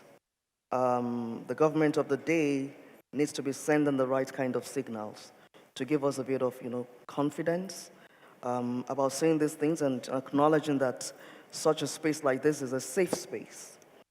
I like what my brother here said. There's a lot of capacity needed to be built. I mean, Thelma has spoken so much. Imagine that there's the money there. The women are not just, taking advantage of it. That's a bit worrisome. And for me, I do think that it's still lacking in capacity. It's because we don't know how or when, and all of those details. So for me, I do think that it's important that we agree that this exists as a problem. He talked about the theory of change, and begin to plug the right indicators and go after them deliberately. There's no use pretending that the problems don't exist, and nobody's going to solve our problems for us. Again, at an African level, we need to understand that our problems are more local than not. We need to solve the problem locally. We shouldn't take, the template approach, of something that has happened or some solution that has been offered abroad and bring it to Nigeria or to Africa as a continent. It doesn't work. We need to pay attention to what is inimical to us. What are our problems, Are they heterogenic? Are they man-made? Are they, scientific? And then also begin to plug solutions. Also solutions that are sensual to us. And I think if we go by that approach, it's a good step to follow, and gradually. But generally, and this is the last one, I think one thing we need to take away from here, we must acknowledge where the gaps are, where the real issues are, and not stop at talking about it, but at taking steps, realistic steps, to close those gaps. Thank you very much. Adori, this question is for you. Nigeria continually ranks poor on different gender indices. What role can the private sector play in achieving sustainable women empowerment and gender equality? A lot has been said about women entrepreneurs, and I'll draw on something that Dr. Morris and Chukwemeka have said. He talked about quotas, and she talked about prioritizing. And the way I usually would narrate that is to say women are disproportionately disadvantaged, in certain areas and in certain aspects. Talk about health, employment, leadership, entrepreneurship. So to solve the issues, there must also be a disproportionate allocation of funds and attention to solve those issues. So it's important to highlight that. And I think that, like I said, a lot's been said about entrepreneurship. So I'll speak to the private sector companies, and I'll touch on a research that I came across some time back by Harvard Business Review. 1,000 companies across 54 countries were surveyed. And of all of these companies, 84% of them agreed that it was great, to have a program or a solution to reduce gender equality gaps in their operations. But how many actually did it? How many actually had it? Just 42%. That's 50% down. So what does that tell us? It tells us that there's an intention action gap. And why does that exist? It's still capacity. So I talked about the Nigeria to Equal program, and I talked about working with large corporates, and I'll tell you how it connects to all of these. So large corporates have, for instance, if you look at entrepreneurship, they have deep pockets and their buying power is big, But if they do not have set targets, to bring in women as suppliers or distributors, or work with those women suppliers and distributors to reduce the barriers to participation, then they would not be able to access those women. right? So one of the things that we do is like matchmaking events where we have matchmaking sessions where we have bring the buyers and the suppliers, in one space and say, what exactly are your requirements, So for instance, for companies, they can be more transparent in their tender processes. They can demystify it for women SMEs. I like what Ekiti State Bureau for Public Procurement did last year. They had a session where they brought women SMEs together and they took them through the tender process, and some of them got to register as vendors at that program. That's action. So moving from statement to dialogue. We make statements, this is what we want to do. Then you take it to dialogue. Who are the people that you need to engage? Who are the stakeholders? Who are the beneficiaries? Bring them to the table, have the conversation, and then agree on practical ways to, solve the problems. So that's one on solve the challenges. So that speaks to entrepreneurship. Touching on health and looking at what companies can do. I'll talk about childcare. The limited access to childcare for women is one huge barrier to advancing in their careers. A lot of women resign or drop off. We talk about the missing middle because at that point they are the childbearing, age of their lives. So what are organizations doing to provide employer-supported childcare for their employees? So some of these companies that we're working with have made tangible commitments, right, to create childcare solutions for their employees. And then leadership as well. And it would be remiss of me not to touch on gender-based violence. We talk a lot about it in communities, but it also happens in organizations. Globally, we find that, there was a report I read recently where it was said that the economic loss to Nigeria is about 2% of our GDP when we look at gender-based violence, when you look at attrition, absenteeism, sickness, et cetera. So we're losing a lot if we don't tackle those things. So one of the things we do is also to work with corporates, on this program that we have with the Nigerian Exchange to say what policies can you put in place to tackle all forms of bullying and sexual harassment in the workplace and end it, because it is possible. So I think on closing, it must be clear to us that it is important that we all, get our hands on deck and take action on these issues. Thank you. Thank you very much. Thank you very much to all our speakers. Thank you so much. So we've come to the end of this discussion. But before we end the discussion, I would like to, because this is also part of our International Women's Day celebration, the conference. So I'd like to ask each and every one of you how you are breaking the bias with Herconomy 2022. So I'll start with you, Adore. Starting with you. Starting with you. I do. Okay. Doctor. Oh, you agree? Oh, yes. First and foremost is to appreciate every other woman and what they contribute, to this whole generation and where we are at.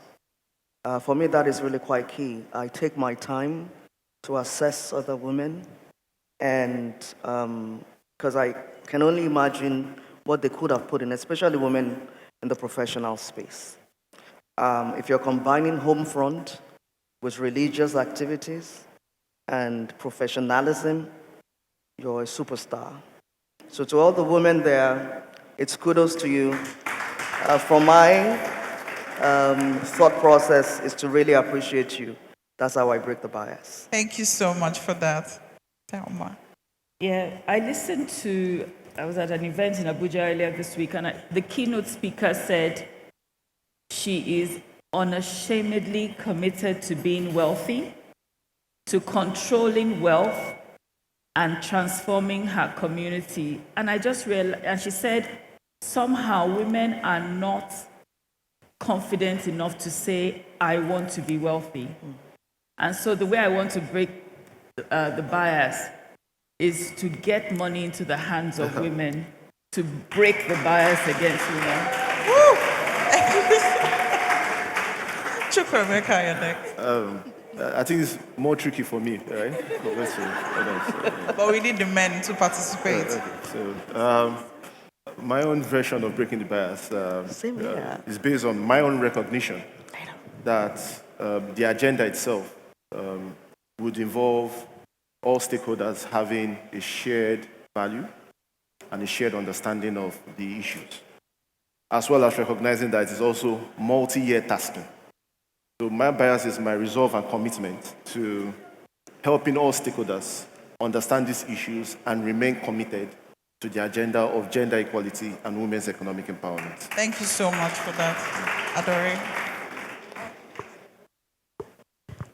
I think, first of all, before I talk about it, I would say that, I would say that if we all understand that, drawing from the WEF report from last year, if we continue business as usual, none of us in our generation and even the next generation will see gender equality happen, because it will now take 267 years. So we cannot allow things to just go on, business as usual. So there are three things I will talk about.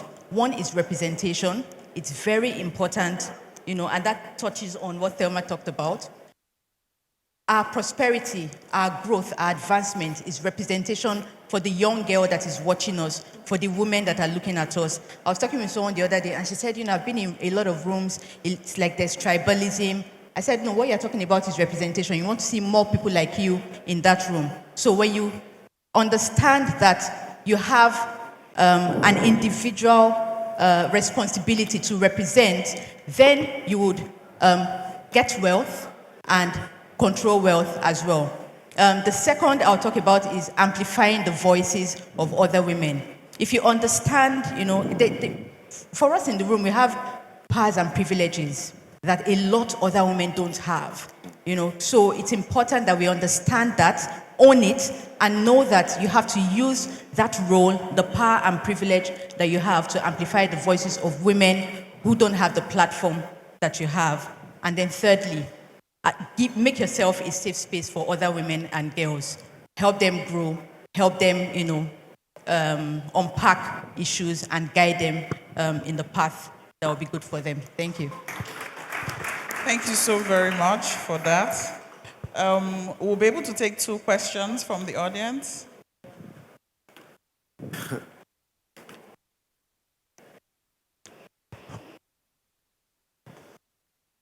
Your finals, you're going to have questions. Your finals, you're going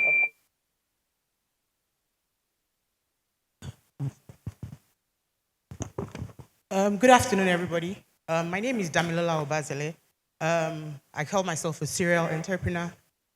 I have different businesses. Very well done to everyone on the panel today. And my question would be to Thelma, but everyone can also chip in.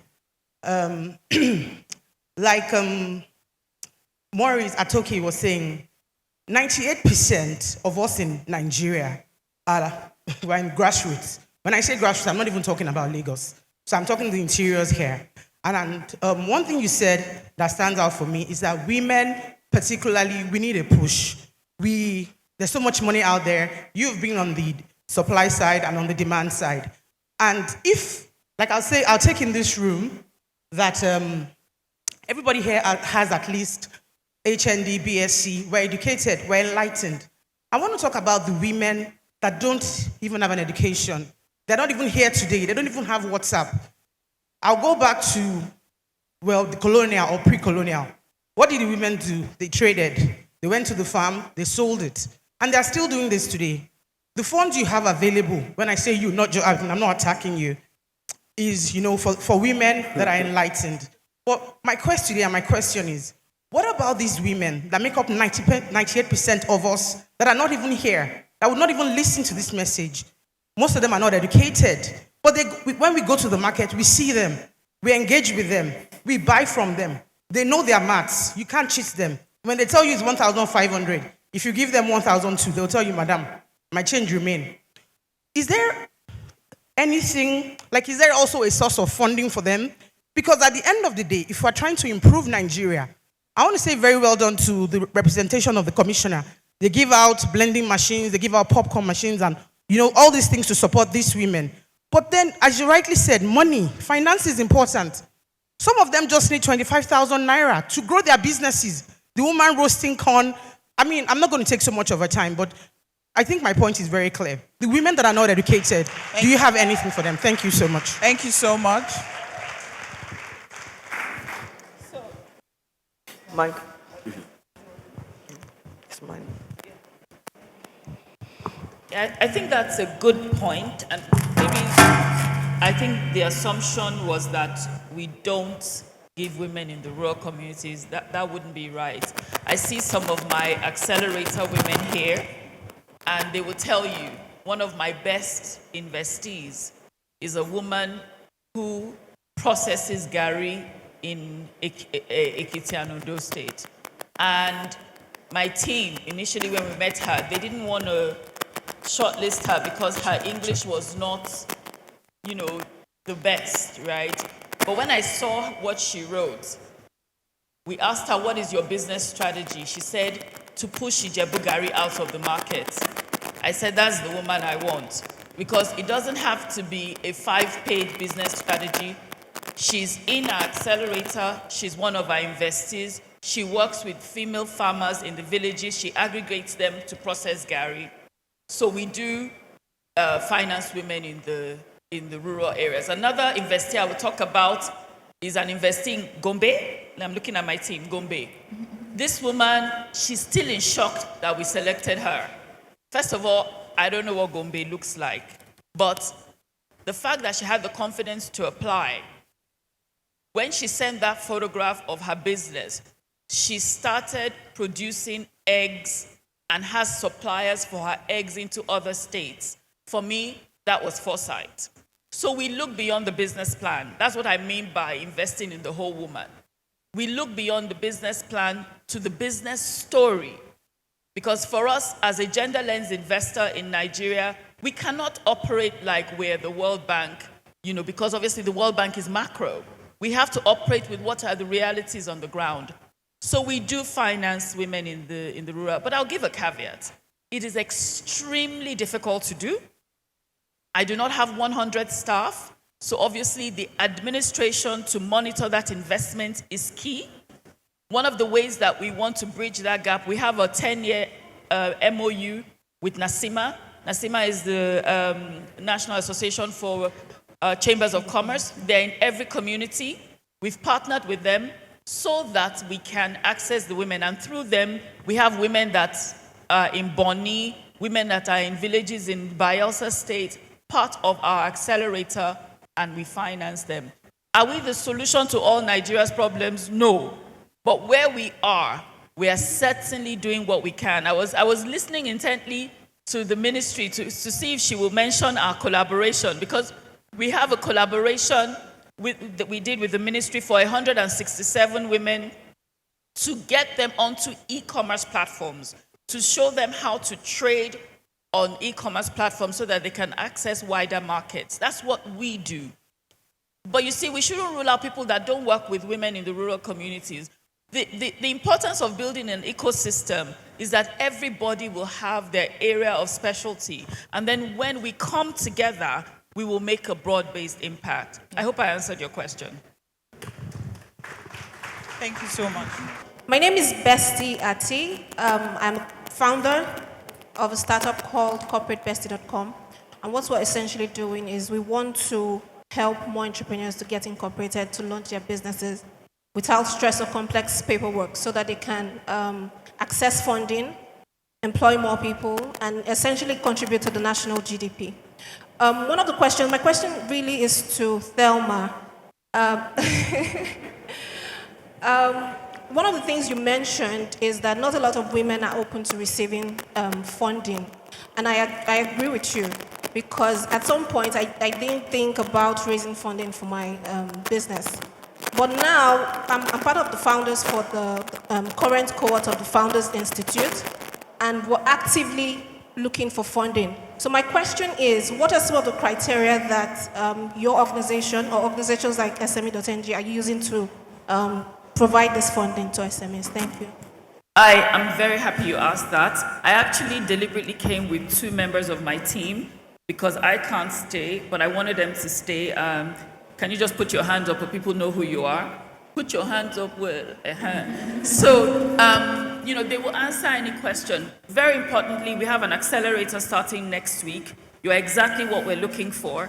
Please see them and see. You see, the reason why we have to be bold and we have to come out, right? And say, if she didn't ask this question, I wouldn't be inviting her to the accelerator next week. So, but we don't do startups. We don't do startups deliberately because we're an early stage investor, but we do have investors who do startups. So it's still quite important. We have a community of investors. I see some of my accelerator women here, Uche Ibe. There are people who've come and they've benefited, and we recommend them. In 2 weeks' time, I'm taking 2 of our entrepreneurs to Dubai to showcase them at an international investors conference. The opportunities are there. You just have to come out. I can't take 100 people, but I can certainly take those 2 who have performed exemplarily. Thank you. Thank you so much. 1 minute. I think the attractiveness of financing for women is a key issue for policy. And you must recognize that the problem is women can have access to finance. So how can we better target women? One of the things we lack in Nigeria right now is adequate data to know who are these women.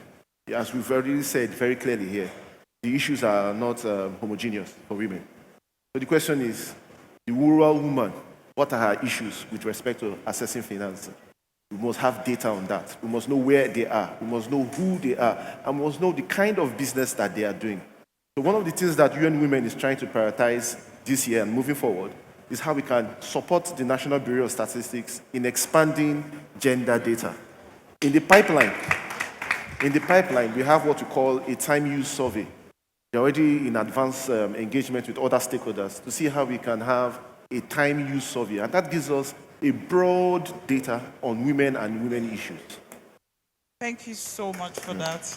If I may just add, Madam Moderator, I think we're also not paying attention to the IFC lady. She's also, she has a lot of access to funding. She has more money than Thelma. That's the World Bank seated there. So someone let's has just be a aware. question for Adore. So this is our last question.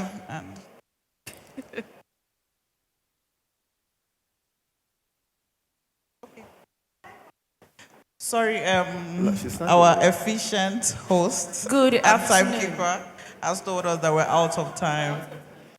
You can... Okay, good afternoon, everybody. Good afternoon. No, you can have a conversation with Adore after the... the question isn't, it's for all of them, actually. You can have a conversation with them after. The time is With up. all of them. Please. Thank you so much. Thank you. Yeah. Thank you very much for that question. I hate to be the one to stop you, but the good thing about Herconomy is that you can reach out to them with your question and they can pass it on to them. So please, whether it's their social media handles or emails, please reach out to them and your question will be answered. I'm sorry that I had to come up here, but please, we are already behind time and we have to move on to the fireside chat. We'll move our break till the end of the event, so we won't be having a break. We'll have our fireside chat. We'll have the presentation of the McAdams Bakers Grant, the Enterprise Challenge, and bring the conference to an end.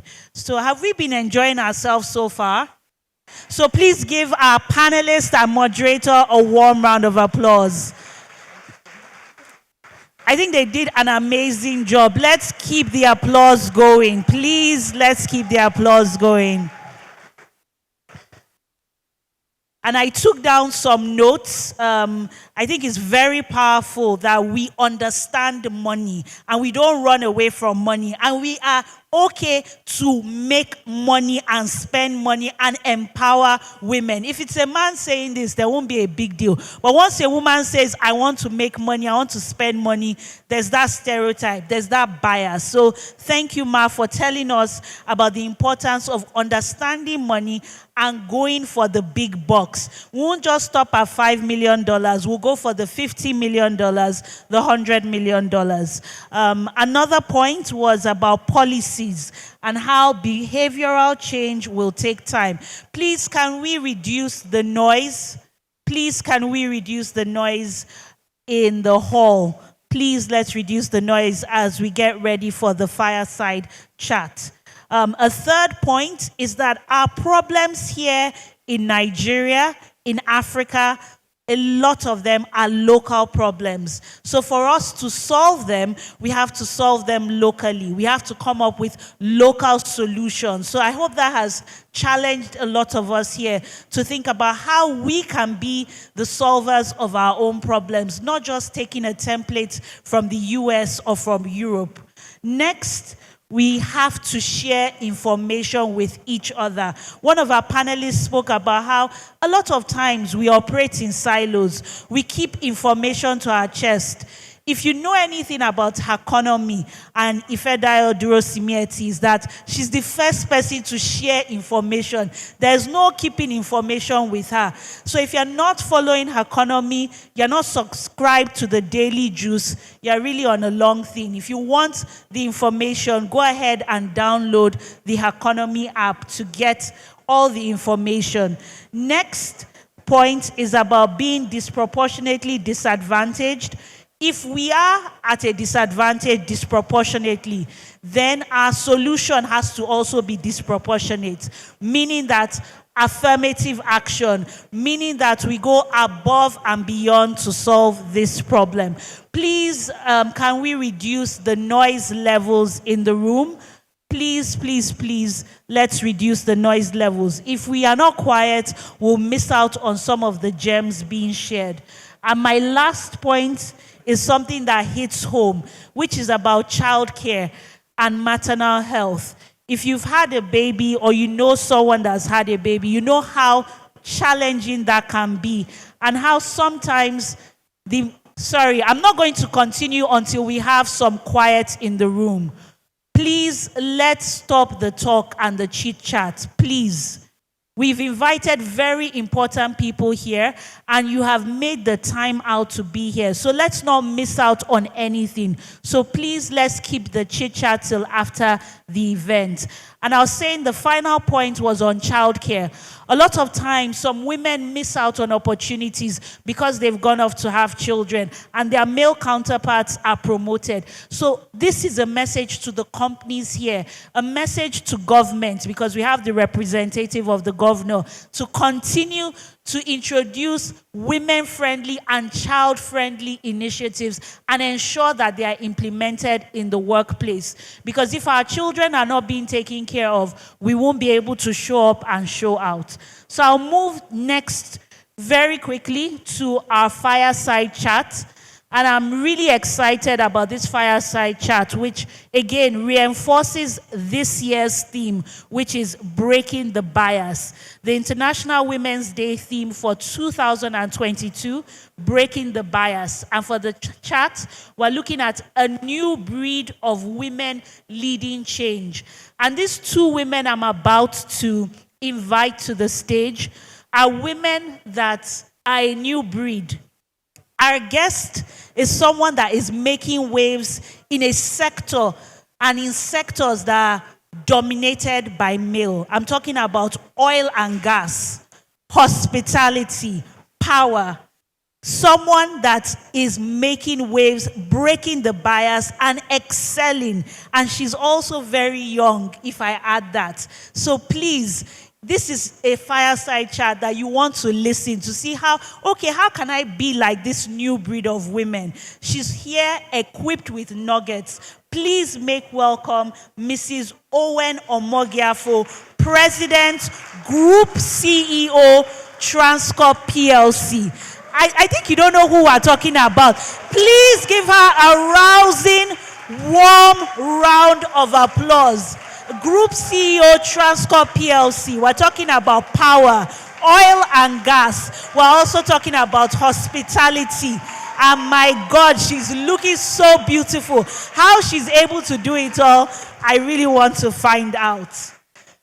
To anchor and moderate this chat is another woman who I admire for many reasons, because I remember hosting TEDx Lagos 2021, and she came up in 1 minute and spoke about the amount of money, if we're going to value the work that women do at home, the washing of dishes, the taking care of children, the keeping the home together, if we begin to value that, the amount of money it's going to add to the GDP, and for us to start thinking differently about the unpaid work of women. She is the founder and the CEO of Mother Honestly. Please make welcome Mrs. Blessing Adesiyan.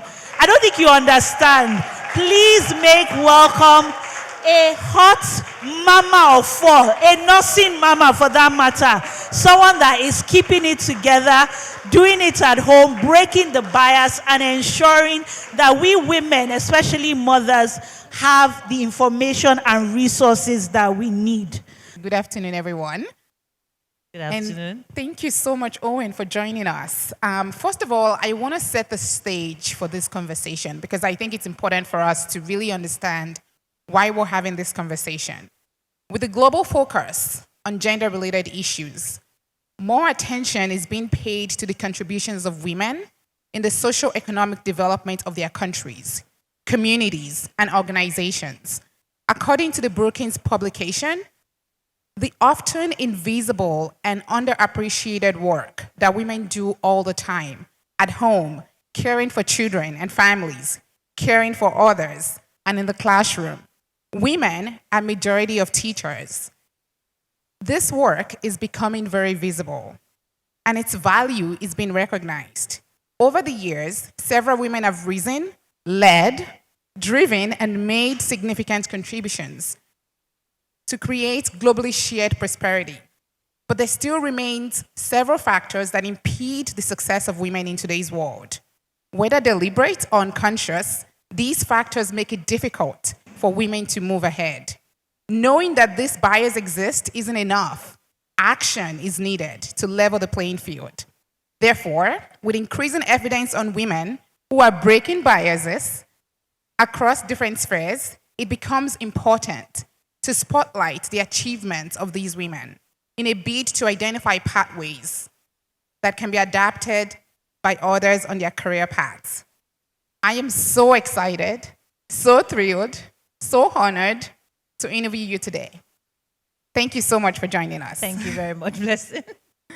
So, you've had quite an accomplished career. I was literally shaking when Ife called me and said, "You're going to be interviewing Owen." I was like, "Say what?"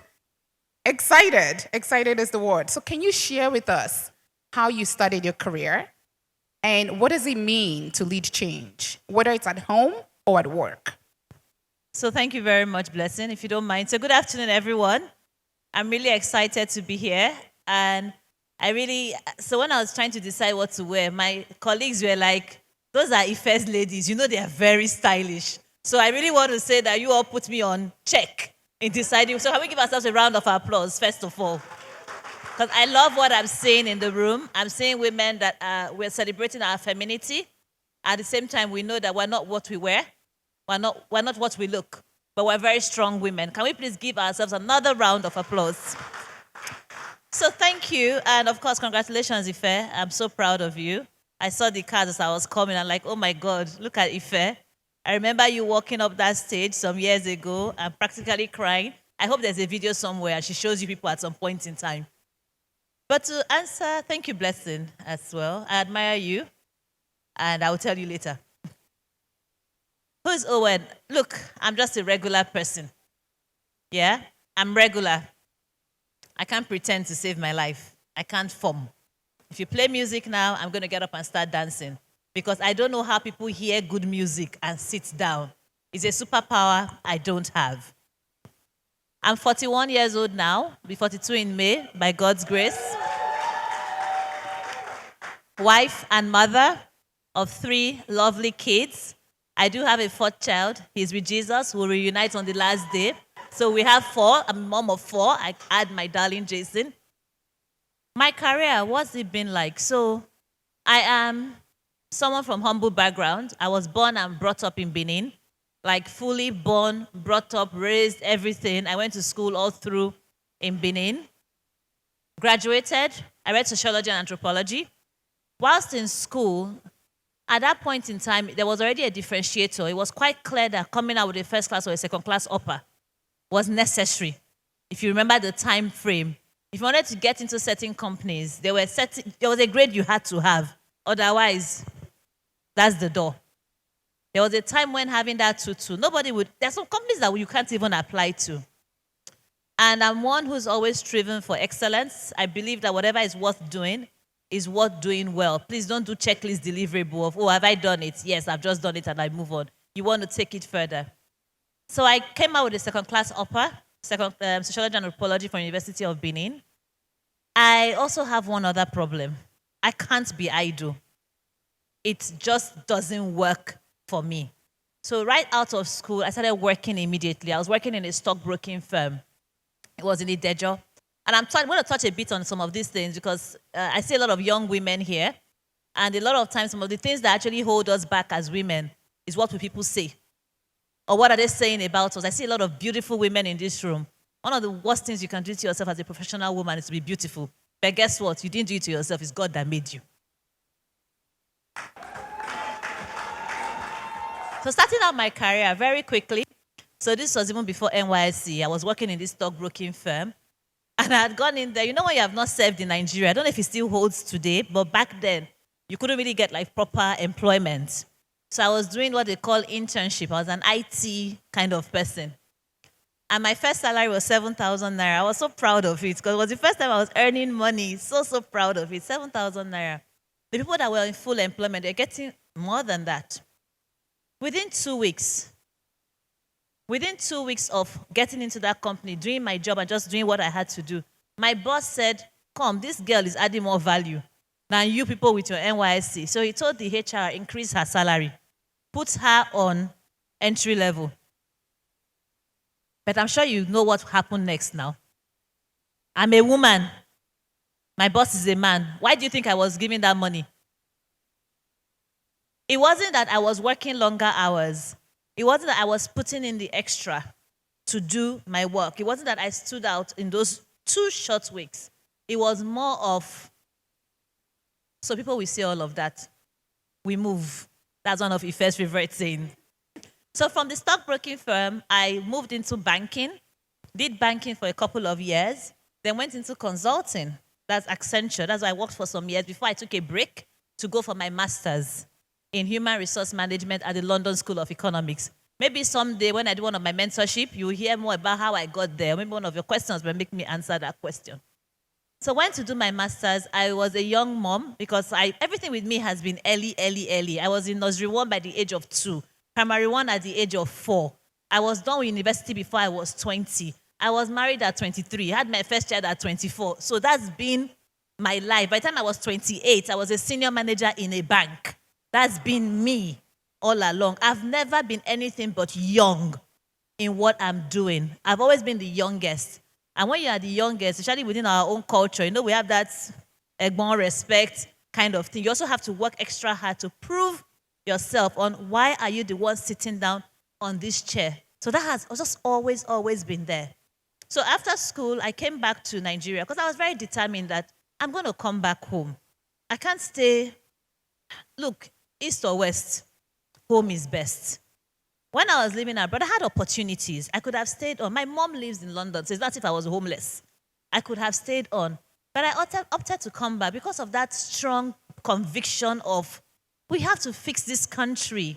I can't stay in the Queen's land, as beautiful as it is, as well organized and structured as it is, and think I can make the level of impact, right? Or change as, hopefully, I can impact somebody in this room today. So I finished my master's program August 31st, 2008. September 2nd, 4 a.m., I had touched down in this Lagos. I started out with UBA at the time, United Bank for Africa.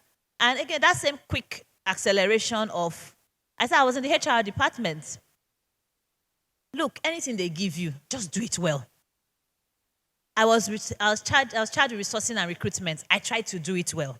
And that gave me additional spotlight. From additional, so the group director of resources at the time, he's now the managing director of the bank, Mr. Kennedy Uzoka. He gave me more responsibility.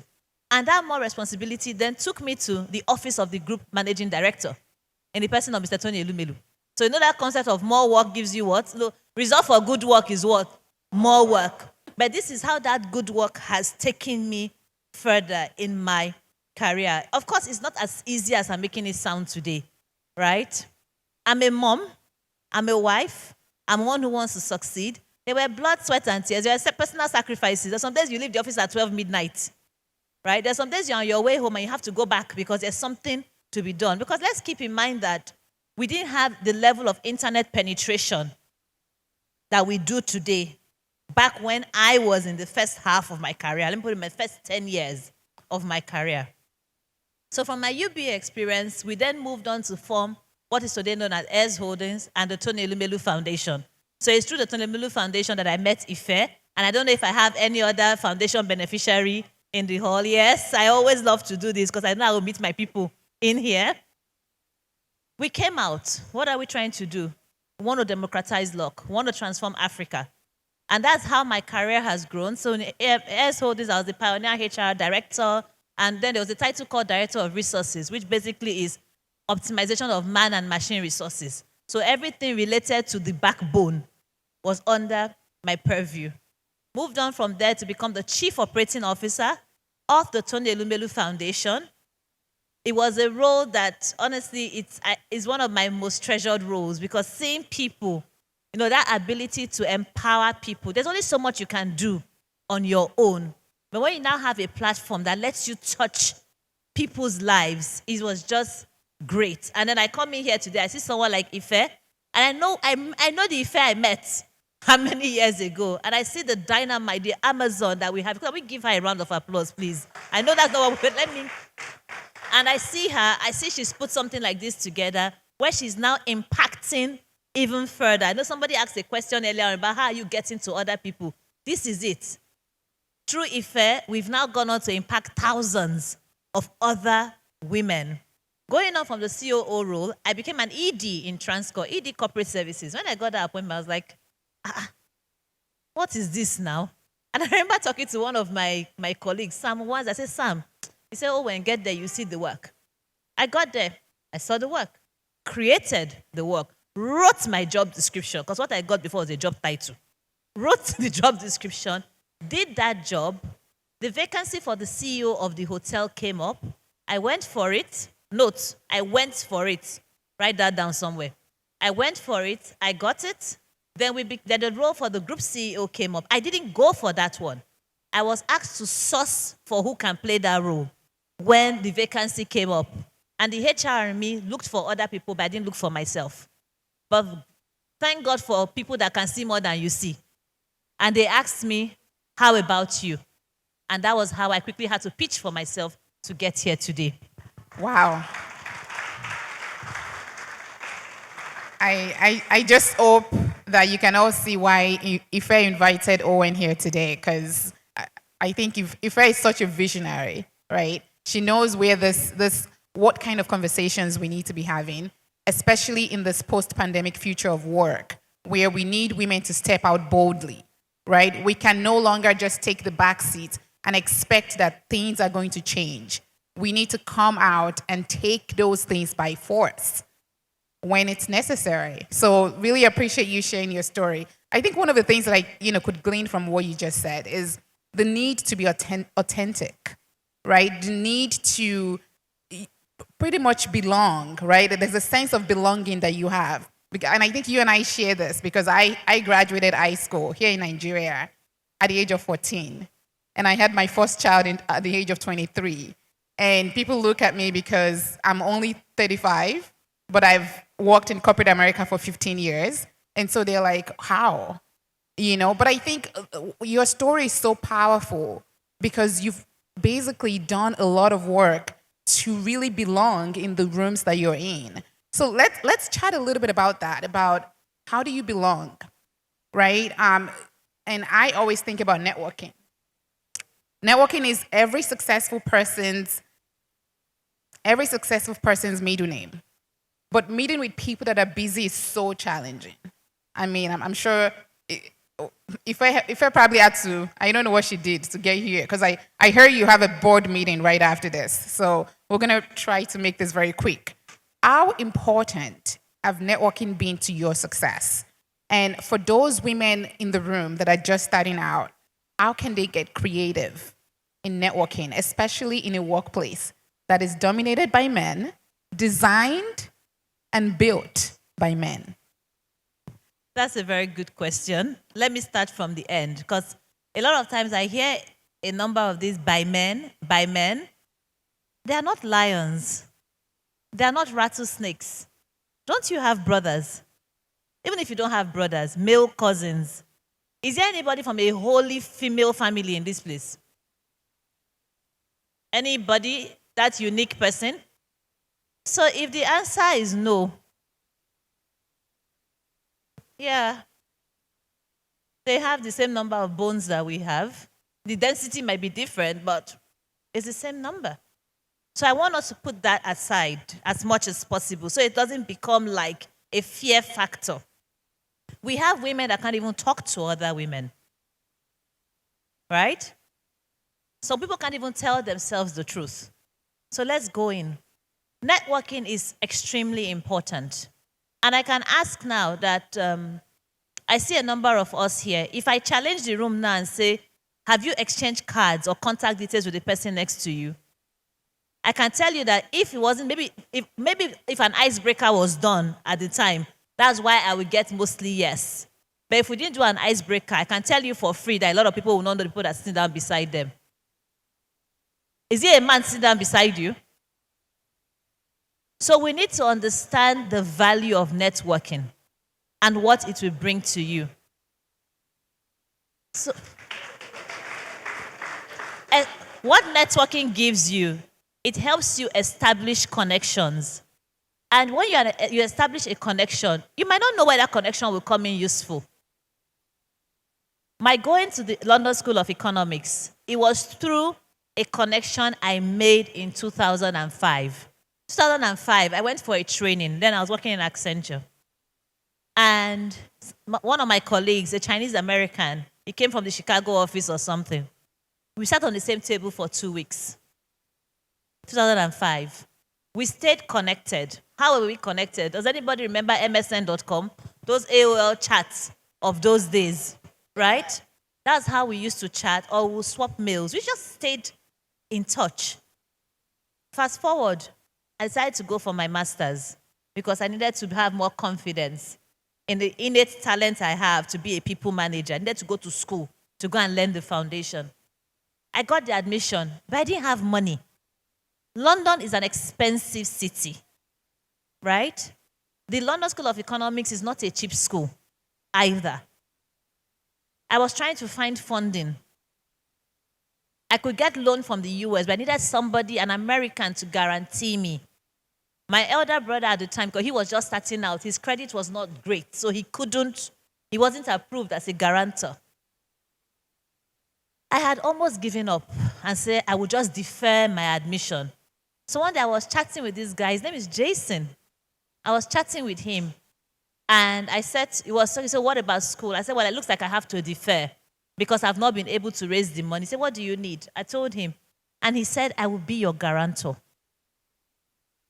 Do you know what? And you know the perception of Nigerians that is out there, 419, this, that. This guy has never been to Africa, not to mention Nigeria or Lagos.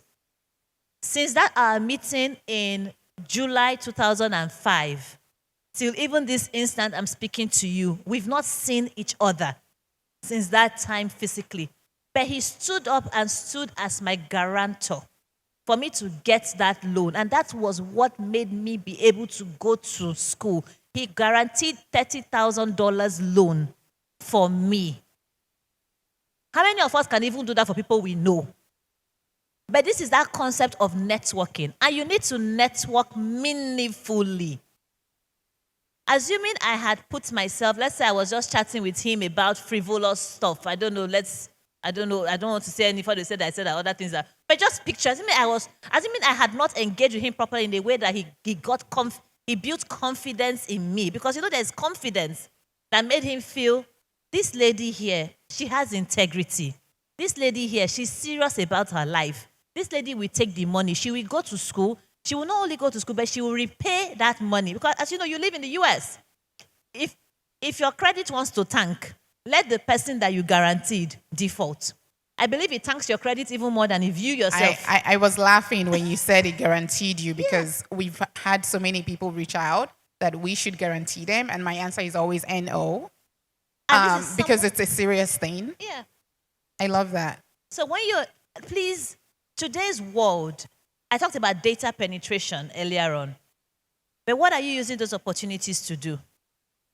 Your ability to network these days goes beyond whether the person is right next to you. I have some people that I'm good friends with that we've not seen ourselves. But the connection we have over social media is very strong. A lot of people think that Temisan and I are relatives. I think he's coming this night. He's going to be at the event this evening. Temisan and I met on Instagram, the pages of Instagram. We can't even remember. The first time we met physically was July 10th last year. This is after nearly 2 years of chatting. So reach out, but please, when you want to reach out, because this concept of DM, let me help a bit. Don't just go there and say, good afternoon, ma. I won't reply you and say, good afternoon. I don't know if you understand. The person is not trying to be disdainful or horrible. Go straight into the point. Make your case. Build it out there. Usually we talk about, I want to be mentored. People just come like, I want to be mentored. Mentored in what? And what you yourself, what are you putting into the mentorship? I want you to hold my hand. Really? I only have 2 hands. So you're going to network. But each time you have an opportunity, please just seize that opportunity. Reach out. Use your LinkedIn. Use your Instagram. Twitter, yeah. But please note that. Also remember that internet never forgets. So when you're making certain comments on some of these public blogs, keep that in mind. But networking is gold. I love that so much. And your network is your net worth, right? And I think a lot of people forget that, especially in this age of social media, where there's a lot of access, right? We can now access pretty much anyone, and I think it's important to have those conversations in a meaningful way. Like you said, don't just go in and try to have frivolous or cheap conversation. Get straight to the point. Show your value. Show what you're also willing to bring to the table. When I network, I'm always about how can I help you, versus how can you help me? Because that person probably has a lot on their plate too, and they need some help, right? Agreed. Owen, thank you so much. I know you have to run to a board meeting. Do we have time for one question? We do have 10 minutes? Okay, all right, I'd love to take you up on that. Okay, so let me go to my next question. Because you are a CEO, right? And you are also a leader of various companies, a group CEO. So as a leader in the workplace, you're well aware of the issues that women face in building a career. I think we all can see a lot of the discrimination and a lot of the lack of infrastructure and support for women, especially here in Nigeria. I'm starting to see some good companies like yours really take that stance. Is the US much better? You don't even have maternity leave. They don't have maternity leave. Are you aware of it? In the US? No, are you aware? It is a big problem. It is a big problem globally. US. In the maternity US. leave. Yes. So let me make it clear for everyone before Owen really steams me up on here. So in the US, there's no federal paid parental leave. So what I mean by that is that the government doesn't have a strong stance on paid family leave. However, private companies, whether it's Microsoft, Facebook, Google, and the rest of them, do offer paid parental leave. But what that means is that there's no social safety net for the average American. That maybe they have a business or they are working for a company that does not provide paid parental leave. Yeah. But I am so proud that in Nigeria, we actually do have a mandate for paid parental leave. Let's give Nigeria a round of applause for that. We do have a mandate for paid parental leave. So I really thank you so much for calling me out on that one. But I think my question is really, how do we ensure that organizations continue to support women in the workplace? Whether it's providing opportunity for them to level up in their career, opportunity to advance, opportunity to receive, right, investments. What are the things that you and your network of CEOs, what are the things you are doing to make sure that women continue to advance at work? Thank you very much. And I like the context that you've put as well. So Shalakwe is left, but I think we should also commend the Lagos State government because I think they have 4 months maternity leave. So please, can we give them a round of applause, well, even though they are not here? Because you see, the thing about these... Let's have the room, please. A lot of things that relates to inclusion, right? And this is the hard fact truth, as there's research to prove it. And when I was doing my CIPD, Charity for Personnel Development in the UK, it was said to us very plainly. A lot of organizations do certain things because there are laws enabling it. Because the reality is that it is expensive to do these things. And a capitalist's main objective is to do what? Maximize profits. So anywhere a capitalist can cut costs and get away with it, the capitalist will do so.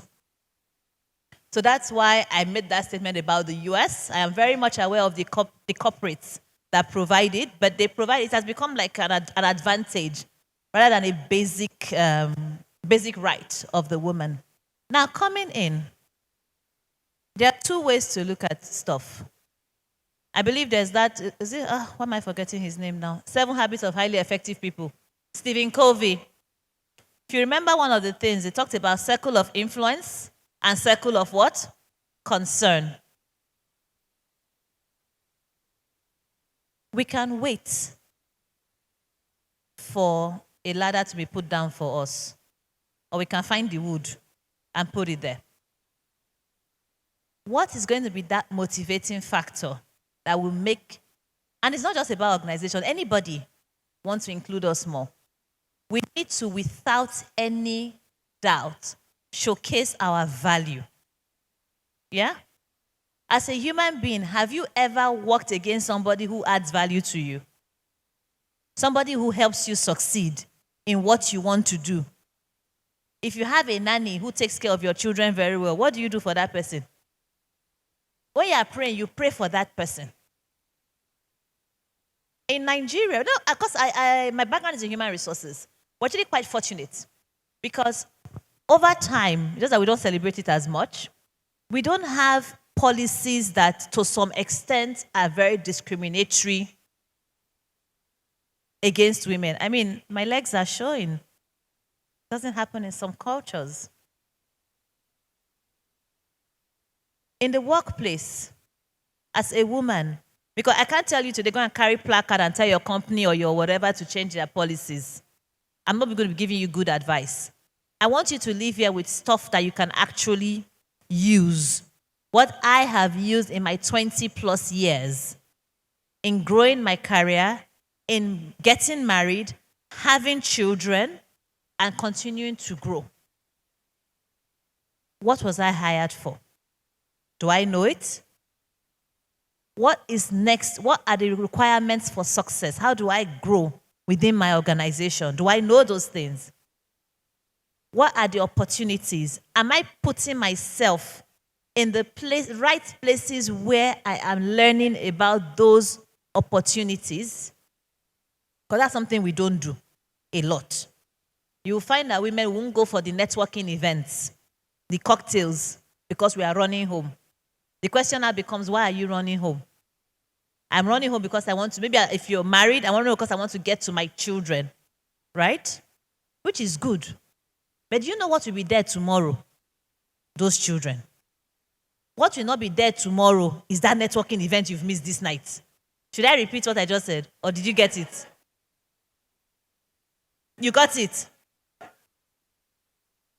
What can I do? So let's say I have a nanny that closes at 6 p.m., right? But I have to stay late on that day. I have money in my pocket. Use it to pay. I said to people in the early days of my career, I had 2 nannies. Not because I was lazy, but just because I didn't want situation. Somebody will call you and say, oh, somebody broke leg, I cannot come. I was more or less using my salary. Because by the time I finished paying these, my house people and whatnot, I had something very little left for myself. How do we project ourselves? And again, we're here. Who do you give work to? The person that you believe can deliver. Right? The person that you believe can deliver. Can we plan? One thing women are, we're good at planning. We're very good at planning. It's an innate skill the way we'll be brought up to know how to plan, manage, and go. If you are in the workplace, I know not everybody is in a corporate environment and go, but this applies to everyone. And managing balance.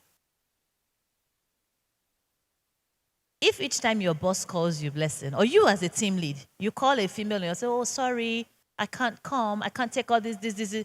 What will happen tomorrow? Will you call her? Not at all. No. Or the person comes up to you, I'm so sorry, I have to leave now because I want to go and attend parents-teacher conference in my school right now. Parents-teacher conference was not announced today. They give notice. So let's see how we are putting things forward, right? How are you planning your work? How are you showing yourself as reliable and dependable? Because I want to say this now. Some people might not agree with me. The reason your male counterpart is actually getting that job is because he has shown himself as reliable and dependable. They look to their right, he's there. They look to their left, he's there. They look to your right, we are hiding behind because we say we are wallflowers. We are not coming out to be more assertive. We're in meetings, we are not talking. Or when you put up your hand, when you want to speak, you start an apology. I'm sorry, but what are you sorry about? You're making your contributions in the meeting. You're not backing it up with facts and figures. You're saying, I feel like my instinct tells me versus, where was yeah, I love the way you use the data. It just gives that certain level of confidence. So there will be, if you are at that level, at the senior level where you are actually able to influence policies, or even if maybe even at the junior level where the company sends out surveys, because that's something I have found in my career that frustrates me when I was in HR. Staff will come and tell you one thing in your ear. Then when you launch out the employee engagement survey, what should the organization start doing? Nobody says anything. If there's an employee engagement survey coming up, please feel free to go and lobby. Go to your male counterpart, your friend, Gayo, please, can you ask that we should have a creche? Because my friend, the woman, is this and that. Try and look at the things within your own circle of influence that you can use to change what is happening within your organization and with yourself. I love it. I love it so much. Oh, and you touched on something that I wanted us to, right before we round up, you touched on something. And I think, okay. And I think, it's very important for us to, we'll continue the conversation because we know that men, right, the only reason why we see them in those rooms is because they have a lot of free time, right? Women's time have always been demanded, whether it's a child or, a parent or the community. So I think it's important for us to, like you said, find ways, right, to make sure that your time is actually valued. I think that's the most important thing. Thank you so much, Owen, for coming today. Thank you. I appreciate you. Thank you very much. Another warm round of applause for our moderator, Mrs. Blessing Adesinyo, founder and CEO of Mother Honestly, and for our guest, Mrs. Owen Omogiafo. A warm round of applause. I mean, they dropped some serious nuggets. And I think there's so many things they said, but really being able to show up and to be confident. So you want something, you go after it. So if it's sliding in the DM, come correct. And I'm going to practice that. I would like to host an event in Abuja for Hilton, for Transcorp. Yes, whether it's the oil and gas or the power or the hospitality or Aura by Transcorp. You see, I did my homework. If you don't say it, you won't get it. So yes, we say it and we get it. So please practice everything that you've learned today. If you could not ask a question, please slide in the DM. Like she said, she met Temison on the streets of IG. So what's your excuse? You're in the same room with lots of people. How are you networking? How are you showing up? How are you being confident and demanding for the things that you want? Another warm round of applause for that fireside chat. Next, we're moving to the Enterprise Challenge. But before that, if you've been on Instagram, you'll find out that so many people have shown their support. And another brand has gone above and beyond and has said, look, I want to look out for the stakeholders in my industry. And we're talking about the bakers. How many of you saw that post about 1 million naira to be given out? Can I see hands? Yes. So sometimes we see things on Instagram and then we're like, okay, when is it going to happen? Seeing is believing, and it's going to happen now. We're going to be presenting that 1 million naira cash donation to a baker. Right after that, we'll move to the Enterprise Challenge, and then we bring this event to an end. I want to thank everyone who has been here from the beginning, who has stayed and committed. Please, let's ensure that everything we're learning, we go back and we practice it, because it's action to impact. We're not just doing action for action's sake. We're breaking the bias because we want to provide inclusive pathways for women. So now, if your hands are not too busy with your mobile phones, taking pictures, or exchanging complimentary cards, please let's put our hands together for Mr. Precious Mogaji, Head HR and Corporate Communications, Nevada's Baking Systems Nigeria Limited. A warm round of applause for him. Look, it's not easy to give out 100,000. Now we're giving out 1 million naira. I've done baking. Eggs have gone up. Butter has gone up. Flour has gone up. Sugar has gone up. Everything has gone up. So 1 million naira is a big deal. Before he gets to the stage, please, let's applaud him. Let's give him the Herconomy. Woo! Because if we applaud them well, they will come next year with maybe 5 million naira, right? Yeah. Hello, everyone. Good day, and I hope we've been enjoying the event. It's actually very awesome. As head of HR, at some point I wished I had my entire office here, but I mean, people have to be in the office today. So please, a round of applause for every one of us who have made the time to be here. Not to waste our time, we at McAnally Baking Systems, we specialize in the distribution of industrial bakery equipment, baking solutions for small scale, medium scale, and large scale bakeries. And we got an opportunity with Herconomy to celebrate women who are actually breaking the ground. Bakers who are doing so much. It may look very little because some of these people are not the very big guys who you know, but these guys are actually doing so much, and we were wowed by the kind of responses that we got.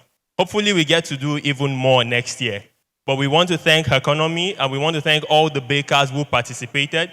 Obviously, only one person could have won, but we want to encourage everyone to keep doing more. Who knows? Like she said, next year, maybe we do 5 million and we share among 10 bakers or 20 or something like that. So thank you very much. Without further ado, I would call my colleague and my friend, my head of sales and marketing, Gaston Maidana, to help me with the presentation. A round of applause for him as he comes. To ensure that, it was very objective, and we decided to let a panel of judges that we didn't know select the winners. And so, yeah, there was so much secrecy involved. So without further ado, we want to invite Uzi Cakes and Bakes. We believe you got a message, Uzi Cakes and Bakes.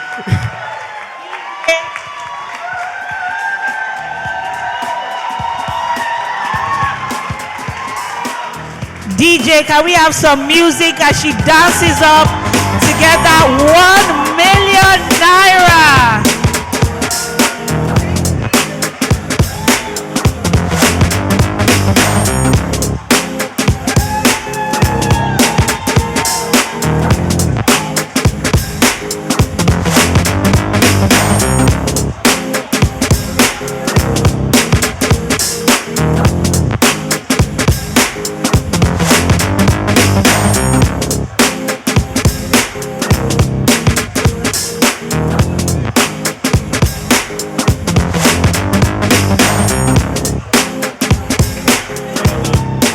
this year, we received 455 total submissions. They went through the criteria to make sure that everybody who submitted was eligible.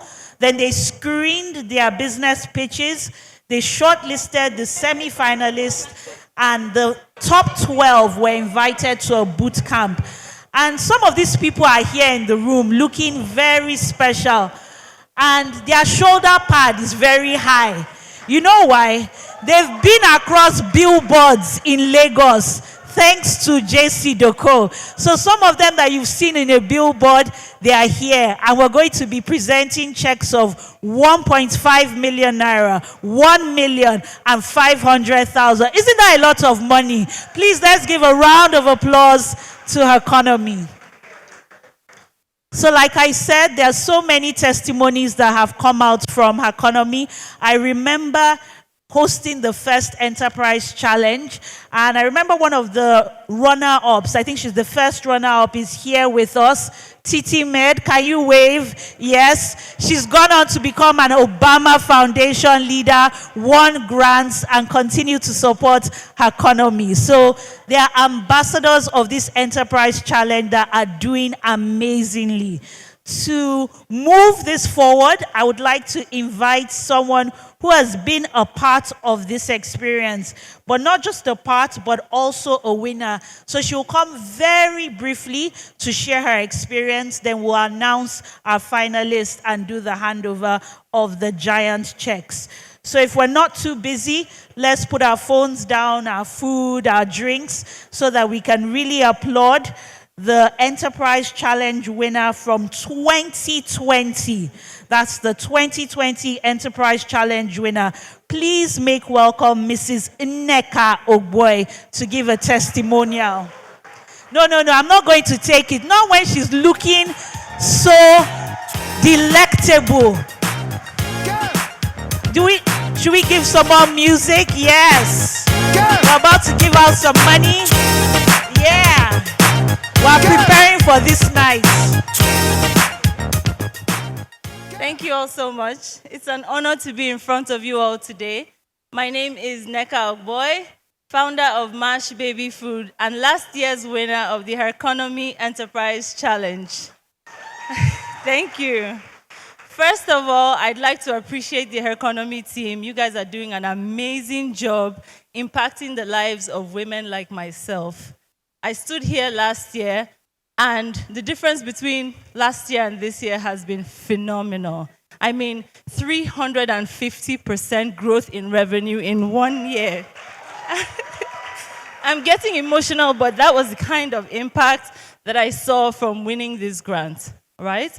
And besides that, we have also attracted offers from investors, both home and abroad. It's been amazing. But beyond the financial benefits, there's also the community, networking opportunities. We all know that running a business is tough in Nigeria. But you see, running a business in Nigeria particularly is, that's a crazy thing on its own. So being able to connect with women that understand my struggles, that can provide solutions and support, I cannot put a price tag on that kind of support system.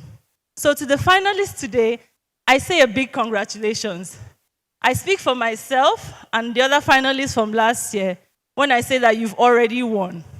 The financial benefits are great, the networking opportunities are fantastic, like I mentioned, but the visibility that your business will receive on this platform today is something that you cannot put a price tag on as well.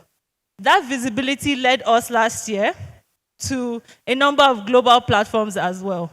We closed out the year receiving recognition for SME businesses from Meta, formerly known as Facebook. So like I always like to say, I don't know where Mash Baby Food would have ended up, but I can say for sure that we're in a fantastic place since we've come in contact with Herconomy. And I wish the current finalists the same sort of success and even more than we saw last year. So thank you very much and congratulations to you all. Thank you. Wow, 350% growth. And what's even more amazing is the fact that her business is positioned for investment both locally and internationally. And there's nothing like collecting dollars now. I mean, exchange rate is what? 575. Imagine if someone is investing millions and thousands and hundreds of thousands. That's a major plus. So like she said, everybody here is a winner. The fact that you made it to the top 12 is something to be proud of. A lot of times we feel that when we've not made it to the top 3, that's the end. But I can tell you, as someone who has taken part in these competitions, that the visibility it creates, even when you don't win, is still a big win. So I'm just going to call out all the 12 finalists. At the end of the list, I would like for everyone to applaud them and also listen out. Maybe you might know some of these startups that entered the competition.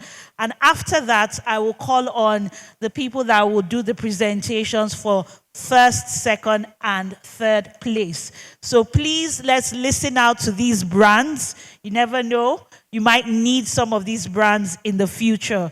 There's Colibri Africa, Fez Delivery, Hobey, Nafarm Foods, Natal Cares, Nextwear Technology, Quash for Trash, Proch Shoes, Posh Meals, TGL Signature, Etty Farms Global Limited, One Pad Initiative. Can the founders or the representatives please stand up for recognition? If I've mentioned your company, please, let's show them love. Let's show them Herconomy love. Woo! Yes, let's show them the love. Let them enjoy their moment. They have answered the call and they've made it this far, and they're all looking stunning and beautiful. And even better, you may be seated. Let's also follow them on social media. Let's also make use of their products or support their initiatives for the ones that are not for profits. So I'm not going to be doing the handover. I have some very important people in our midst that I'll be calling upon to do the presentations. We'll start with second runner-up, which is going home with the prize of 500,000 naira. Trust me, any amount of money you get in this economy, when you're thinking of petrol, you're thinking about diesel, is a lot of money. Please, can we all be quiet? We're almost at the end of the event. Please, one house. Let's not take any phone calls now. Please, these people have put in the work and it's their time to shine. So let's not take away from that.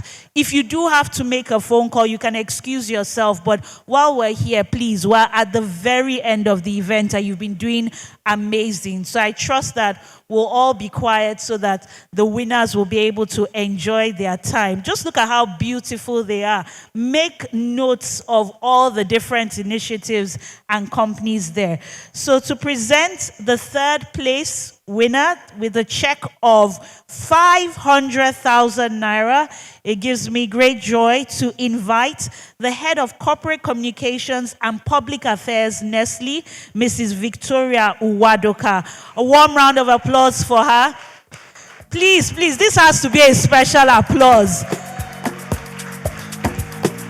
Yes, let's have the music.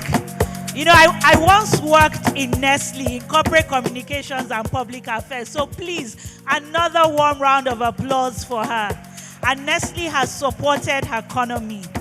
So I'll hand over the envelope. I don't know who the winner is. She doesn't know. And she'll reveal the second place winner. That's second runner-up, who will be going home with 500,000 naira. It's not small money. Thank you. Thank you very much. And thank you very much for this opportunity, Herconomy. And the second runner-up, I'm trying to see if the second runner-up is on this list. I think she's there. The second runner-up, okay, it starts with an N. Okay, the second runner-up of the Herconomy Enterprise Challenge 2022 is Natal Cares. DJ, give us some music. I'll also like to invite the CTO of Herconomy to join the winner and the presenter of the award on stage.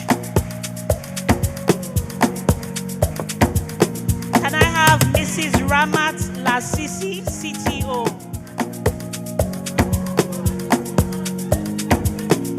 Baby, follow my command, like zombie. Okay, can I also have Mr. Larry, one of the judges here present? Thank you for making time out. A warm round of applause for Mr. Larry. Please, can you come on stage? Please, I need that applause. Hold on for me, I no go do me corny. And if you're Just wait, Mr. Larry, please, can you join them on stage? Baby, gonna waka waka when you enter Malicha. And on behalf of Herconomy, a big thank you to all the judges. Thank you for being here to personally present this check. Big thank you, Mr. Larry Smith. And congratulations to our second runner-up. This is the beginning of greater things. And I'm sure maybe some years down the line, you'll come and also share your testimony. Thank you very much. Next will be, yes, if you want to applaud, let's applaud. Thank you.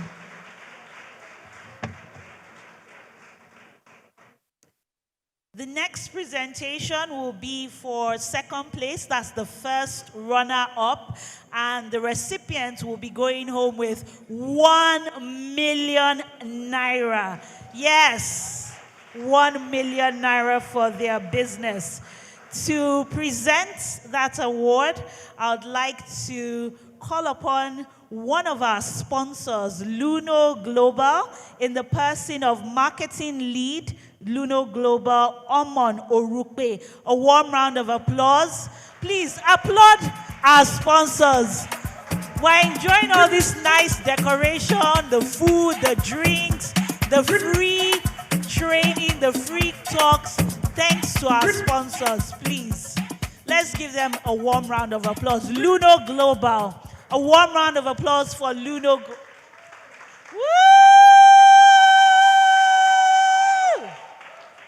Okay, the first runner-up winner for today is, I don't know how to do the suspense thing, so I'll just go right ahead and. Gang, gang, gang, gang. Maybe DJ can give us some sound effects. Okay, you save it for the night. Okay, no problem. So the first runner-up winner for today is Obi. A warm round of applause for Hobe. Hobe is going home with 1 million naira. Doing an amazing job minimizing waste, helping people improve savings, and encouraging reuse, which helps the environment. So again, can we have, I believe Mr. Larry Smith is still here. Yes, I'm going to have to borrow you again for some paparazzi duties. So Mr. Larry Smith will be joining. So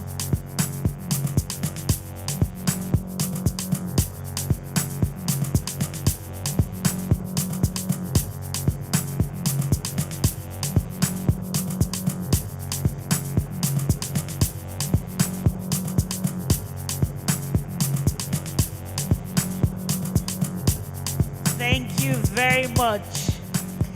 Wow.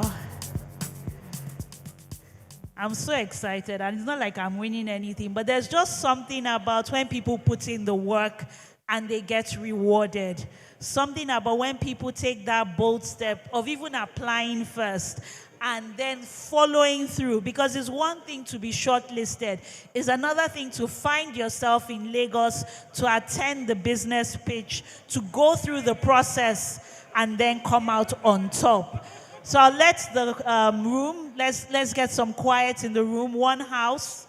Again, let's let the winner enjoy their moment in the limelight. I'm really, really excited for the business that will be going home with 1.5 million naira courtesy of Herconomy. Before we even call the person, let's even clap for Herconomy. Let's appreciate Herconomy. Yes. Year in, year out, they have been doing amazing. Like I said, all 12 of them, their shoulder pad is very high because if you've not seen that billboard, you're not in Lagos. JC Deco has put them out there to the world. It's on Instagram, the billboards are there, and they're shining the light on the amazing talents that they are. So to present the first place, that's the first prize of 1.5 million naira. I'm also going to call upon one of our sponsors, and the person is the FinTech Business Solution Officer of Providus Bank. He is representing the Managing Director of Providus Bank, Mr. Walter Akpani. So please let's make welcome Farinde Ayola. A warm, warm round of applause for her. No, I'm not going to take that now. You don't want to appreciate our sponsors. Okay. Woo!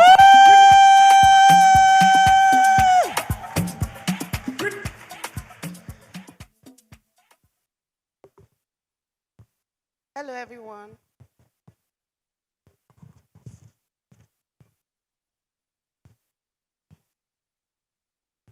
So the winner for today is Fairs Logistics.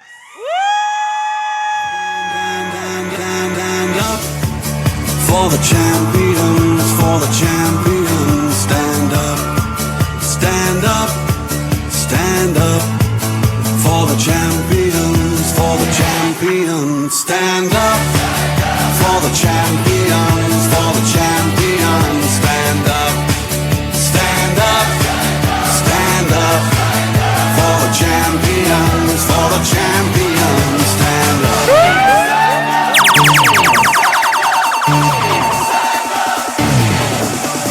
Here we go, it's getting close. Now it's just who wants it most. It's just life, that's how it is. 'Cause we have our strengths and weaknesses. Oh, I have vision, can't you see? I'm on the move, make way for me. So stand up for the champions, stand up. Stand up, stand up for the champions, stand up for the champions, stand up, stand up, stand up for the champions, stand up. Wow, this is such a life-changing moment. I'll allow her to say a word or two just to express her gratitude. And I must say that I was in Ife's stories and I caught a bit of her presentation. And it was so passionate. She knew her numbers. She was speaking from a place of experience of growth. And in this economy, where we are coming out of a pandemic, if you do not have delivery services that are effective, it's really life and death. Just think about some of the things we've received, whether it's food, health care, whatever it is that has come as a result of the amazing work done by our delivery partners. So I'll let her say a word or two. Don't worry, your makeup is still looking good. To just appreciate Herconomy. Thank you. Thank you very much, everyone. I just want to say thank you to Ife. Ife, thank you very much. So I do a lot of things, but I win things with people, but I'm always in my corner. I just want to be seen, and sometimes I feel unseen, I feel unheard, despite the fact that I've been a director of operations in a company, I'm a current CEO somewhere, but I just don't, maybe I just didn't even believe in myself. But I met Ife in 2018, and my whole life has changed. Ife, from refining my CV to always telling me, you can do this, pushing me. And she didn't even know I applied for this enterprise challenge. It was just one of those days that I picked my phone and decided to just applied. When Charles called me 2 weeks ago, last week, and told me that I made it to the final 12, I was like, how? I didn't believe it. I was so reluctant to join the boot camp, but I did. And Ada Becker is here.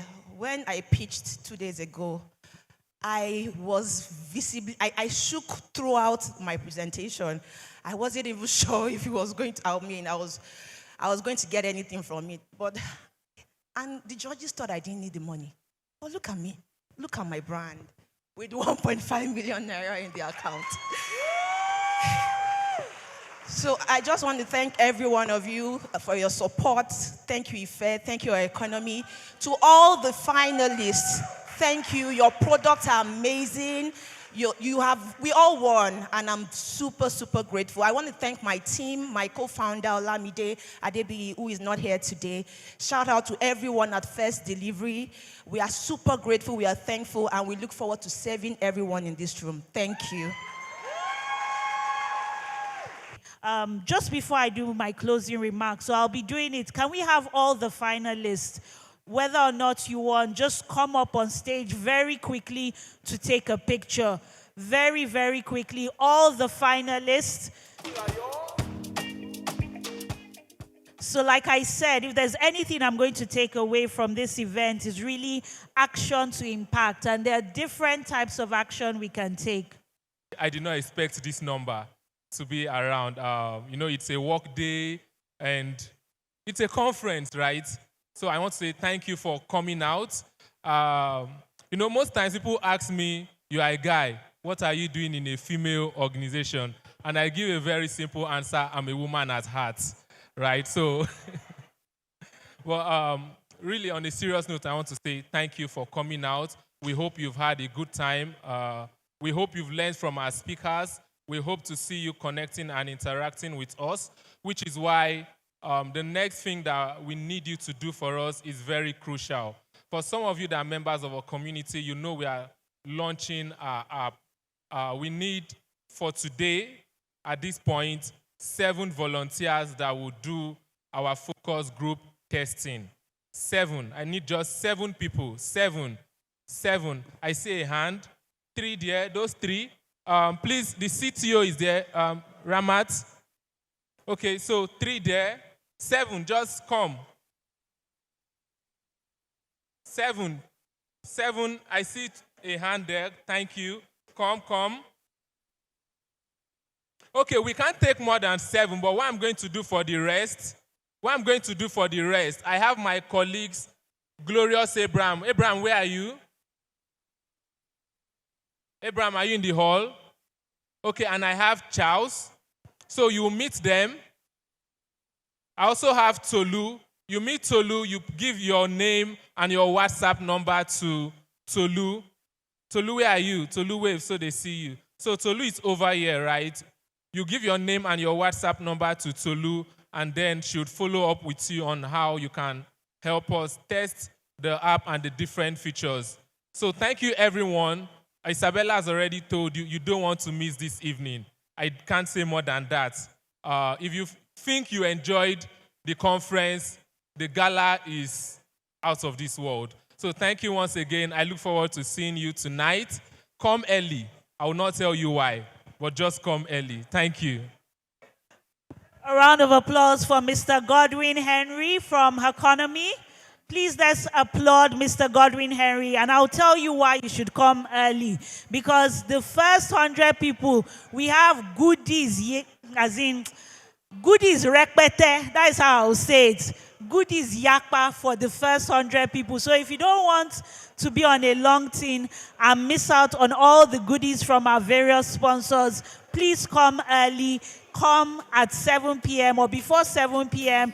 so you can have your pictures taken. Speaking about pictures, if you haven't already had your corporate headshot taken, Bumi Adedipe is still around taking pictures. Please go ahead and get your picture taken for free.